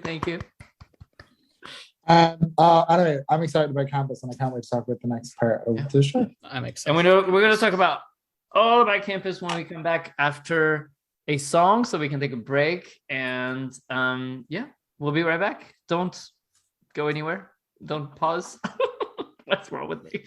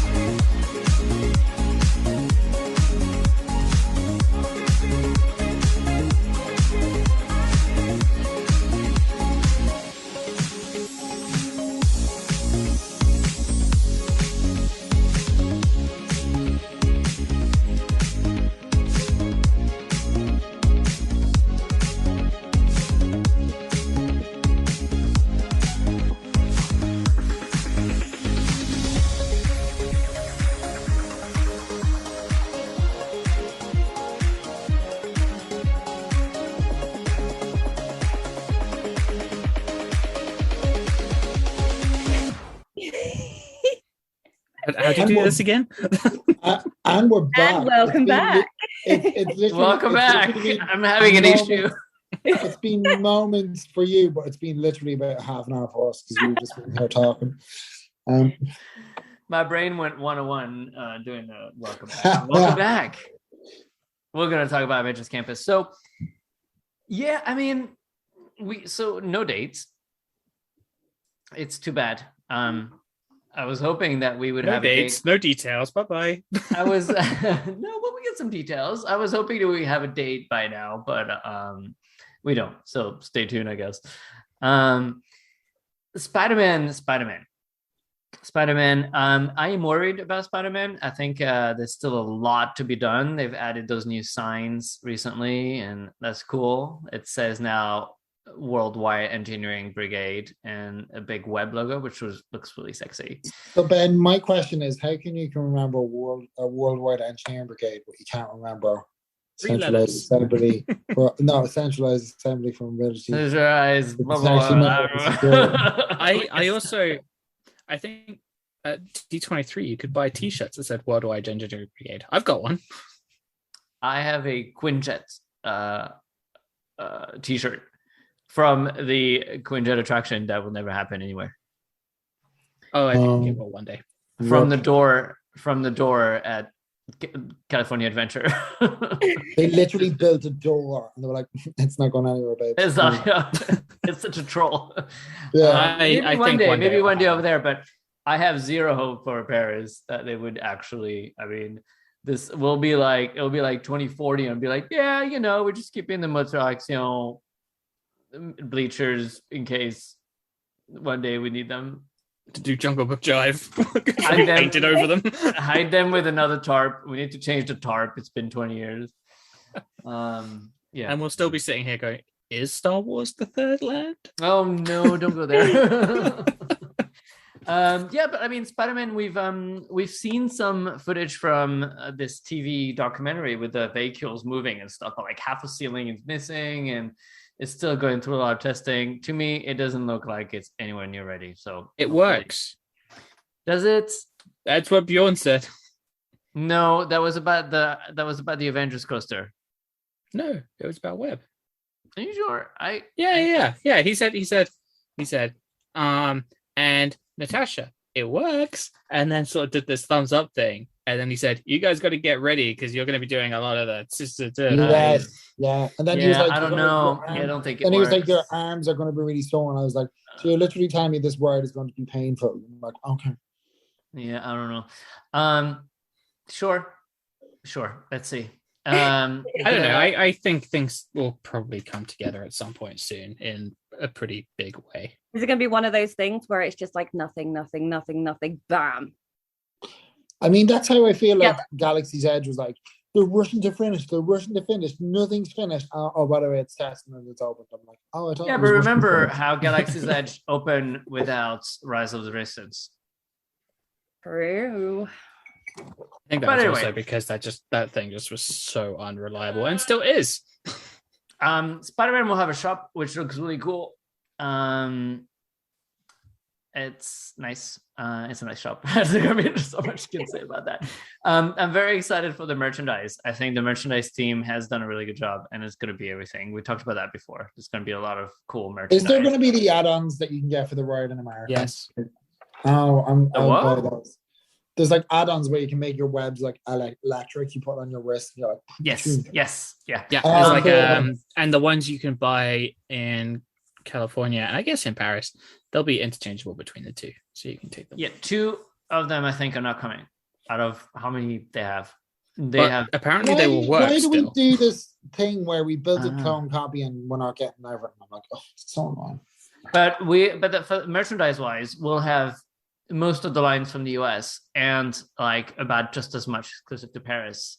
So it'll be really fun. And the shop is pretty cool. The shop has those like you know those big yellow and blue boxes that are on the top of the attraction, like for the supposed Stuntronic. They have sort of like the same design inside, and the more I talked about the campus, the more I kind of get a bit sad that's going to be crap. I'm gonna No, buy it's not. I'm gonna buy Because the it's Iron all- Man it's all- power because it's so much easier, right? It's rather than going like this. You just like go boom, boom, boom, boom. Yeah, but I mean, I have no doubt that we're gonna have the best Avengers Campus in the world. It's 100% already going to be better than Hong Kong because most of Hong Kong has been canceled, and it's going to be better than California Adventure as well. I'm pretty But sure. California has Mission Breakout, which is Yeah, but that's like, not part of fantastic. campus, really. Technically, it is. Yeah, but I mean, it's not really the same. Yeah, but I like Shop. And so it. Does it rhyme? I have such a good time on Mission Breakout that I just love it. Does it Yeah. rhyme? Does it rhyme with Rish and Reply? No.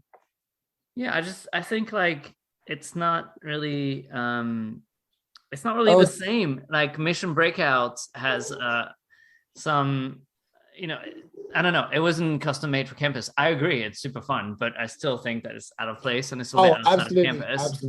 Absolutely. But it was all part of the Joe Road sort of vision for campus. Well, it wasn't a campus back then either, was it? Right. And then they sort of just went in their own direction. And I think I'd have really liked to have seen where Joe Rohde was going to take it. Yeah. I mean, I think it's a great ride, and I think it will be fun in Paris as well. But I like that they kept the tower outside of it, and I was still going to have a bit of like a Hollywood area, and it fits with the Hollywood area with the Studio One, with Front Lot, and all this. It kind of ties it all together. So you have an attraction in this whole Hollywood area, and it's not just like something you walk through and has like a shit restaurant and that's it. Do you mean Terrace Perrier isn't enough? Yeah, exactly, right. I don't understand this Terrace Perrier, by the way. Can we talk about this? What is it? It's so closed off on one end, and then the other end is just like half open terrace thing. It has no vending. It has like and then it has like a random fireplace. And you're like, okay. Yeah, like close it off, put windows, make it a real location. Send me that tower, like sell me that Tower of Terror dessert that is not salted cheese. And, oh my God, it could be in the shape of a bell. And it could be like a bell. Like they love to make those mousse cakes. Why don't we have the like bell a mousse cake? And it would be a bell.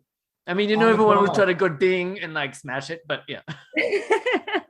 And it would it would just have like maybe like a bellhop and chocolate stuck onto it. And like, there you go. Yeah.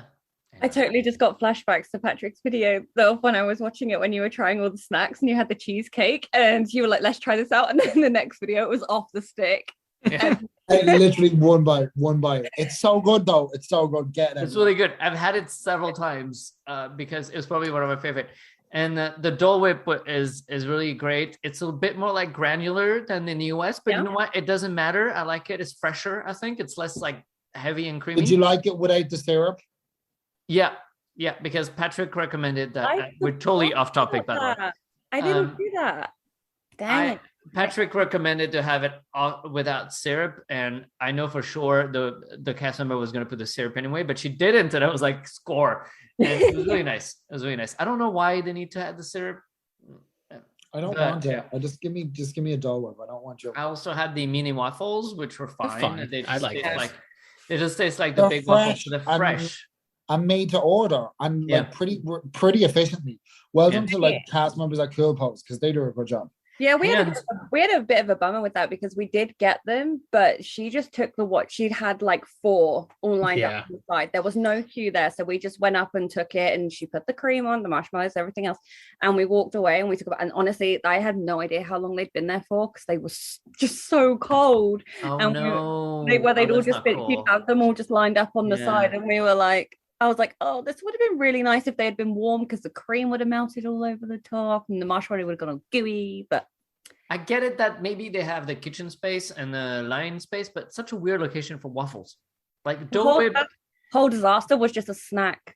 Like, disaster. That most is fine, but like, why is but waffles? Like you're buying pizza from like an elephant in front of it, so like, I mean, whatever, like you know. I gave up on snacks on that day because I literally got my coffee, I spilt it all down me, and I was wearing white, like a white jumper. I was like, oh no. And the coffee is good now, right? I walked further away and Jack got the beignet out and I took a bite of the beignet and the wind blew so hard my hair went straight across my face into the beignet and I pulled it back across and I just had apricot all over my face. And I was just sticky. And then we had the waffles afterwards and I was like, you know what? I'm just not going to eat today. It's fine. They've changed the coffee for supplier from Segafredo to Lavazza, and like, I thought it tasted better. I did not know. It's so nice now. It's so much better than that terrible Although, stuff. top tip, if you really want a nice coffee, go to the Starbucks in Disney Village and get a white mocha. Have you seen in the this is way off topic, in the new like the oat milk ones, they put a little Mickey on the top on the foam now, and the 30th. It's so cool. Yeah. That's cute. Well, campus, everyone. Yes. Anyway, so Spider-Man done, check. Across the street is going to be Pim Kitchen, which is going to be a buffet, and I'm very scared for it, but it's happening, people. It's happening. We're going to get that buffet food from Plaza, and hopefully... I don't know how you do it, right? Because the whole theme of that thing is like, hey, we shrunk everything down, and some of it's blown up as well. Well, no, it's all going to be shrunk down here because it's a buffet. Mini burgers, mini burgers from downtown, mini pizzas, mini sandwiches, maybe like giant pasta, like served on like a fork. Pretzels, giant pretzels. No, maybe. No, but it's not snacky. I mean, I wish people would stop going for buffets, and I wish Disneyland Paris would just stop making everything an absolute goddamn buffet. Because like in US, they don't have buffets, right? Like where do they have buffets at Walt Disney World? Like in the hotels, and that's it, for like breakfast.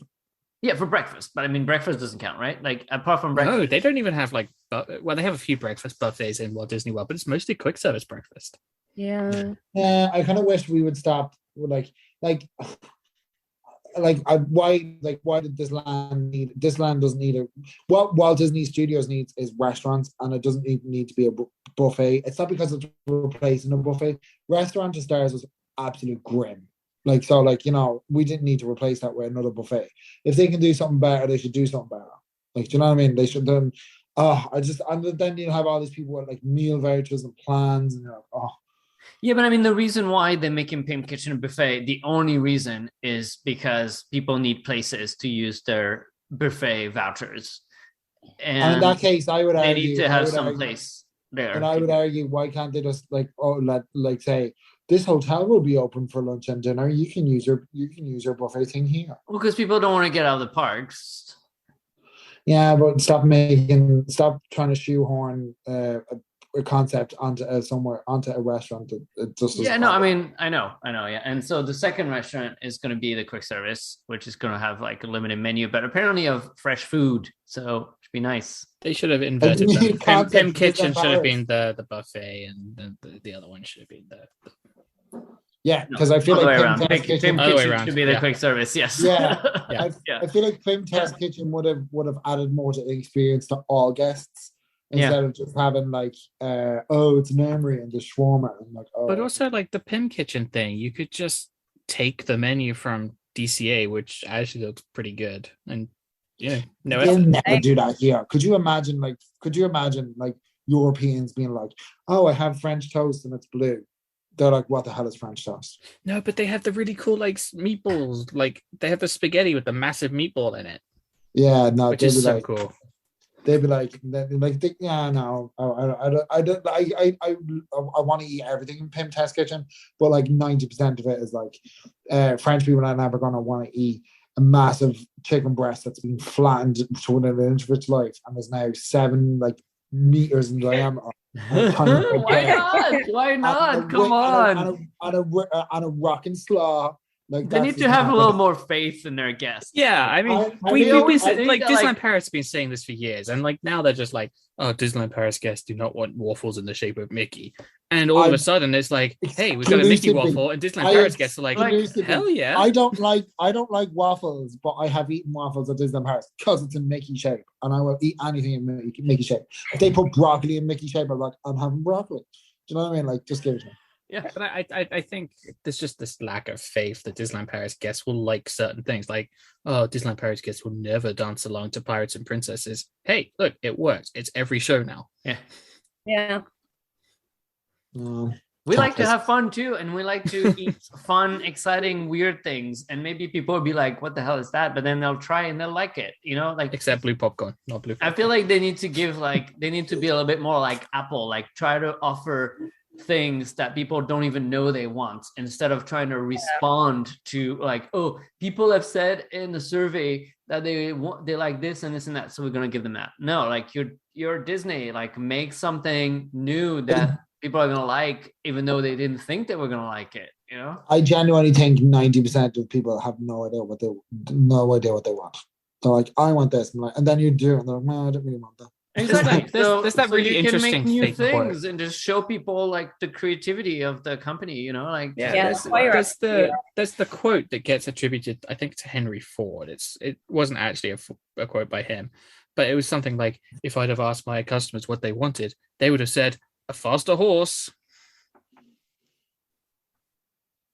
Cars. He made cars. That's the thing there. They didn't know they wanted the car. They didn't know they wanted a car until it existed. Sorry. I didn't know if there was more coming there, and I didn't know if it was like we were going to. No. Yeah, they didn't know they wanted the car. So yeah, I don't know, but like it's happening now, and we can't do anything about it, and it just makes me really sad that one of the most exciting like eateries since like Chez Remy is just going to be able to. Yeah. Well, I mean, let's wait and see. Let's we'll go and try it whenever it opens. Yeah, we'll live in hope that actually maybe when we get there, that maybe it will be a great selection. And I mean, I like Plaza Gardens food anyway. I'm a big Plaza fan, so yeah, I'm sure it'll be nice. It's just not. As long as they have unlimited Cokes, like Patrick will be happy. They won't, and remember what was the max? I had 13. I think when they were like this guy. We were in there for like 3 hours, and Patrick was like, so good. I'll have another Coke. And then Ben was like, no, we have to go meet Moana. I was like, I don't want Moana. I want to have another Coke. And then we left, and Moana wasn't even there, and I was like, I left Plaza Gardens for this. Sorry. So down the road is going to be the meet and greets. We're finally having another multi-room meet and greet at Disneyland Paris. I think it's kind of like big news. What do you mean another? Don't you mean first ever? Mickey. Oh, I thought you mean multi-room as in you meet multiple characters and. Well, that I'm not really sure how that's going to work. Are we going to meet 2 characters in a row, or are you going to have to queue for like 2 different characters? There seem to be some kind of like tickets, like in-app reservation system, not Line Bertie, to meet them. So we'll have to see. And also they're having this new partnership with PhotoPass, where maybe the PhotoPass will be automatic. Those boxes. Yeah. The box. Yeah. So we'll see. I think Spider-Man. It's not like Bertie, Jeff. It's not. I've seen the visuals. It's inside the app. This is Civil War happening here. Civil We've got War. Captain America / Jeff versus Iron Man / Ben. And of course, the Avengers coaster that shall not be named. It looks it's fun. It looks fun. There's one thing that we shouldn't forget is that it's going to be the exact same track. The track has been redone, but it hasn't changed in shape. And the trains have been redone, but they haven't changed either.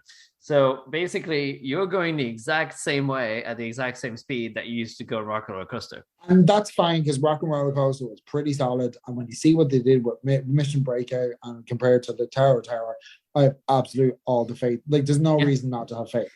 I think there's a lot of screens that are sort of wrapped around the track. You go through the screen, you fly with the Avengers. Let's see. Is it like with some force that you would fly with them? Yeah, probably. we're over 2 hours into the podcast. Nobody's listening. No. Hello, three people who are listening. Send us a tweet to show us your because even I said this to my sister, and she's like, "Yeah, I listened to the first 20 minutes." I was like, "Oh, great." This is where like you're gonna like people will catch on to this one day, and we'll just like go to the last 20 minutes, and be like, "Well, the interesting stuff's there." This is what the good stuff is. We just dropped all the tea in the last 1 minute, like all in a row. I mean, the queue looks really cool from the original concept from a long time ago, but I think it's changed quite a lot over time. But it has the animatronic that we were talking during the break with Patrick that has how many functions again? I don't know if it's 43 or 47. So I was going to put it on the quiz. Also, I don't even know what that means. Like, it means like you can move in like 43 different ways. Oh, it's 43. I didn't know the answer. I thought I was one of those. Maybe it's 47. It's about could it being like 48? But it's not quite our first animatronic in Walt Disney Studios Park. Oh God, here we go again with the seagulls. No, but the seagulls apparently count. No, they don't. I agree. They don't count. Does the Remy cheese plate come count? on, because if the seagulls count, then like a clock counts. Okay, if the seagulls just go like up and down, but that's all they do. Like, what about the Remy cheese plate they used to bring into Restaurant des Stars? Yeah, that was an animatronic. That's true. There you go. Yeah, but it's mobile, so it doesn't really count as being in the park. It's also not there anymore. Yeah. It's really although that would be funny. It's really depressing. When we're talking about a Disney park that doesn't have any animatronics. That's hilarious. Is Orsi Racer one if the seagulls are one? Which one? Orsi Racer. Yeah. And Slinky. Yeah, Slinky. Yeah. Every single guest is one. Every single Ratmobile. The Ratmobiles are so cute, though. I love those. They are cute. Yeah, I love when they do little ballets when they park at the end. That's my favorite part of the attraction. I'd love them to bring like the little roll-up toy thing from Walt Disney World here. That'd be so cool. I like watching TV at Ratatouille, but like my favorite part is the end when they do that little. Yeah. And you feel like you're waltzing in. I'm like, oh. Yeah. Oh, right. And then you look at all the people eating through the glass, and they'll look at you like, don't look at me. Everyone's like, look, people eating. Look at the steak. And people are like, oh, here we go again. Another set of Ratmobiles has landed. I sat in one of those seats. You actually don't notice it that much. No. I think you were there. We sat in it together. Because you had like a voucher for something. Yeah, we had a voucher from some press event. Yeah. You're like, I'm going to use it on the most expensive thing that I can get it and for. I did. And you researched, and we went there, and you got it. No, it was kind of like we went up to the guest experience team. I was just like, this is valid at table service. Where can I go today? Yeah. Also, if the seagulls in Crush are an animatronic, is that spinning shell outside Crush with the ride vehicle? Yeah, is that exactly. animatronic? Yeah, and it's not. It's not. How could you even question it? Sorry? I said, how could you even question it? Yeah, exactly. Yeah. Right. No, I mean, I think it is the first like real animatronic in the sense of like it's a humanoid, and it's the first one that you're going to see, and you're going to go, ooh. I mean, the seagulls, they just go. Yeah, I mean, I don't know. What a big debate. We're also getting a car, which is cool, I guess. It looks The really boss. Avengers, Deployment vehicle. Yeah, ADV. That was going to be one of my questions on the quiz, but I wanted to do campus again just for the troll. I was thinking about this, and they've made that street really, really narrow. So for the first few weeks of that thing being open, that's going to be fun. Well, I'm pretty sure we're going to have to get boarding groups. I said that too, but apparently it's not that narrow. But it looks narrow. Like, I remember when it was still open and they had the thing, like the walls out. You were like, and then you could see them starting to kind of like build the frame of the web building. And I was like, whoa, this is going to be like really on top of me. Yeah, but I feel like we need that because Walt Disney Studios is, I mean, when you're in production courtyard, you're like, this is too big. Yeah, everything is just too wide.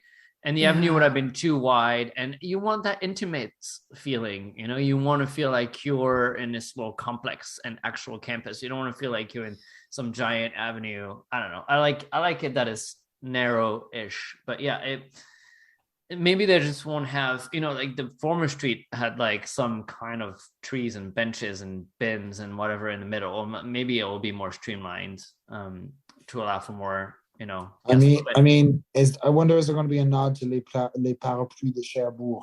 That random French. Can you imagine if it's movie, still there? That random French movie that people got really annoyed about when you're like, oh, this is Singing in the Rain. I'm like, it's a French movie. I'm like, well, I don't watch French movies. I'm sorry. It's a nice film, to be honest. I like it. I know, but like, it's just like people were like getting really up here because you didn't know, like, this really random French movie. But it was in a Cinémagique as well, which is kind of cool. Oh, that's the link. I think guest flow in campus is going to be an issue until they open the lakeside exits. by what is it called? Café de Cascadera, whatever, Hero Diner. It's gonna be much nicer when you can actually exit through the lake and sort of loop around, and then you'll reach the new restaurant and you can go back down to the avenue. There'll be 2 entrances like in California, and as long as we have one entrance, it's definitely going to be a bit of because it's still the problem that they identified that it's like a boomerang. You walk from left to right, left to right, left to right. You just keep walking back in, retracing your steps. There's no real like logical flow. Yeah, but I mean that'll come. I guess we just gotta be patient. And yeah, Café de Cascadera is coming back. I don't know what kind of food they're gonna do there. I guess burgers are coming back. I don't know. They were like the best burgers on property, so they shouldn't stop with those. I don't think it's shawarma, even though because when it makes too much sense, they just don't do it. That's the Disneyland Paris way. I don't think it's shawarma. It's only recently, wasn't the last podcast I learned that shawarma is basically kebabs. Yeah. I think that that's like still a very kind of weird thing. And it's unlimited on Disney Cruise Line. There you go. Some random facts for you. So is the ice cream, good. But not the Dole Whip. Not the Dole Whip. Yeah. And sodas are free. Sodas are free, but not if you order on room service. That's actually true. Yeah. Oh, not a good deal for you then. Have we slipped into the Disney Cruise Line part of the podcast? Yeah, no. And also, I mean, one of the attractions of the land is the constant entertainment they're going to have. So I guess the platform for the Quinjets and the balconies on the Spider-Man building. For the first 6 months. Well, we don't know that. I would hope that, I really hope that they put on like the things from the shows. Like I'm watching Moon Knight at the moment. And it'd be cool to see Moon Knight. I want to see Agatha somewhere in a that like a Halloween. That would be amazing. I would lose my mind. Sorry, and I think that's something they're actually giving away those "I Was There" desserts still at Plaza Gardens. Oh God. I think they need to work with Disney France and Disney Plus. Disney Plus is such a big focus of the company right now. I feel they could like negotiate those budgets because at California Adventure, it is not Disneyland who's paying for Moon Knight outfits. It's studios and Disney Plus and all those other parts of the company. That's where the money is coming from. So I hope they're working with Disney France to secure your seat. To secure those characters when they come out, because the tie-ins are huge and people really get excited. Like, we need to have Loki when Loki has a new season. We need to have Moon Knight. We need to have Agatha. We need to have all those new series that are coming up. They need to have them. I think it's got to stay relevant as well, especially with how quick things are being churned out now. People are going to want to be able to visit the land and be able to kind of have what is they're most recently watching or what has most recently been on. Yeah.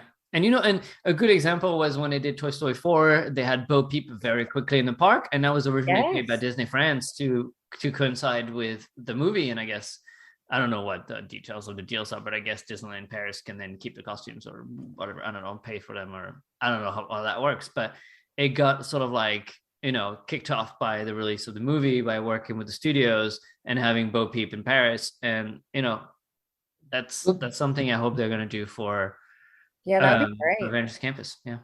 And those Toy Story play days, it was a little added such a lot to like.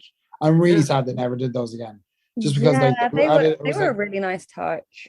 like I remember spending like hours and hours in Toy Story Playland and having the Green Army Men march by and like having a little meet and greet somewhere, and it was just like it just felt like the land was alive. And I'm sad. Well, you know, there's something like what I don't understand is during those days they were having Woody and Bo Peep meeting in Toy Story In the Playland, land. and Yeah. I thought that was awesome. That's such a good idea. Where you And- should be seeing And them. why are they? I mean, I get it. You know, there's all those operations consideration. That's always operations always wins at Disneyland Paris with the creative. Like, yes, they have queues in Toon Studio, and they have the locations. The queues are more organized. There's more room, sort of. I mean, even though that alley is always like, in front of cars, there is between Cars and Crush. It's always like you literally get crushed like any time of day.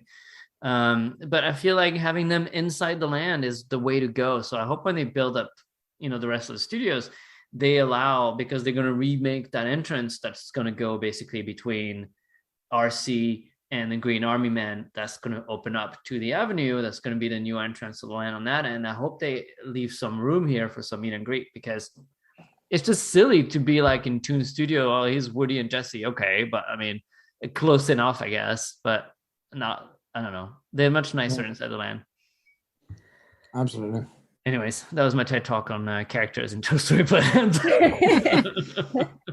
So Campus. So Campus, I mean, I think that's all we can say about Campus for now. There's obviously no opening date yet, and we hope it's going to come soon, but we don't know when. And I think Disney doesn't even know when either. So I feel a bit sad though, because like I don't know how true this is, but I remember ages ago when COVID was happening and they were like, oh well, Paris was like, one of the Imagineers or head of something, or some like dude was like, oh, but Paris was on like sure. Wasn't that my man what was the dude that was like head of Disney parks like West? What was his name? Michael Shaw or something, was it? I don't know. Oh, the guy that was so. in yeah, and he Michael asked him, he was Colgate. like, yeah, he he's was gone. like, Right? He was like, yeah, it's but Jill now, right? Yeah. But like when he was there, he was like, oh yeah, like Campus Paris is like on shore footing because they got like some stuff done and blah blah blah, and it shouldn't be too long and blah blah blah. And I kind of feel a bit sad that now like it's coming down to the wire and they're like, we don't know when we're going to open and we don't know if we're going to open everything. And I'm like, staggered opening. I feel like Disney parks need to realize staggered opening is never a good look. Boom. Yeah, I agree. I agree, but it'll be what it will be.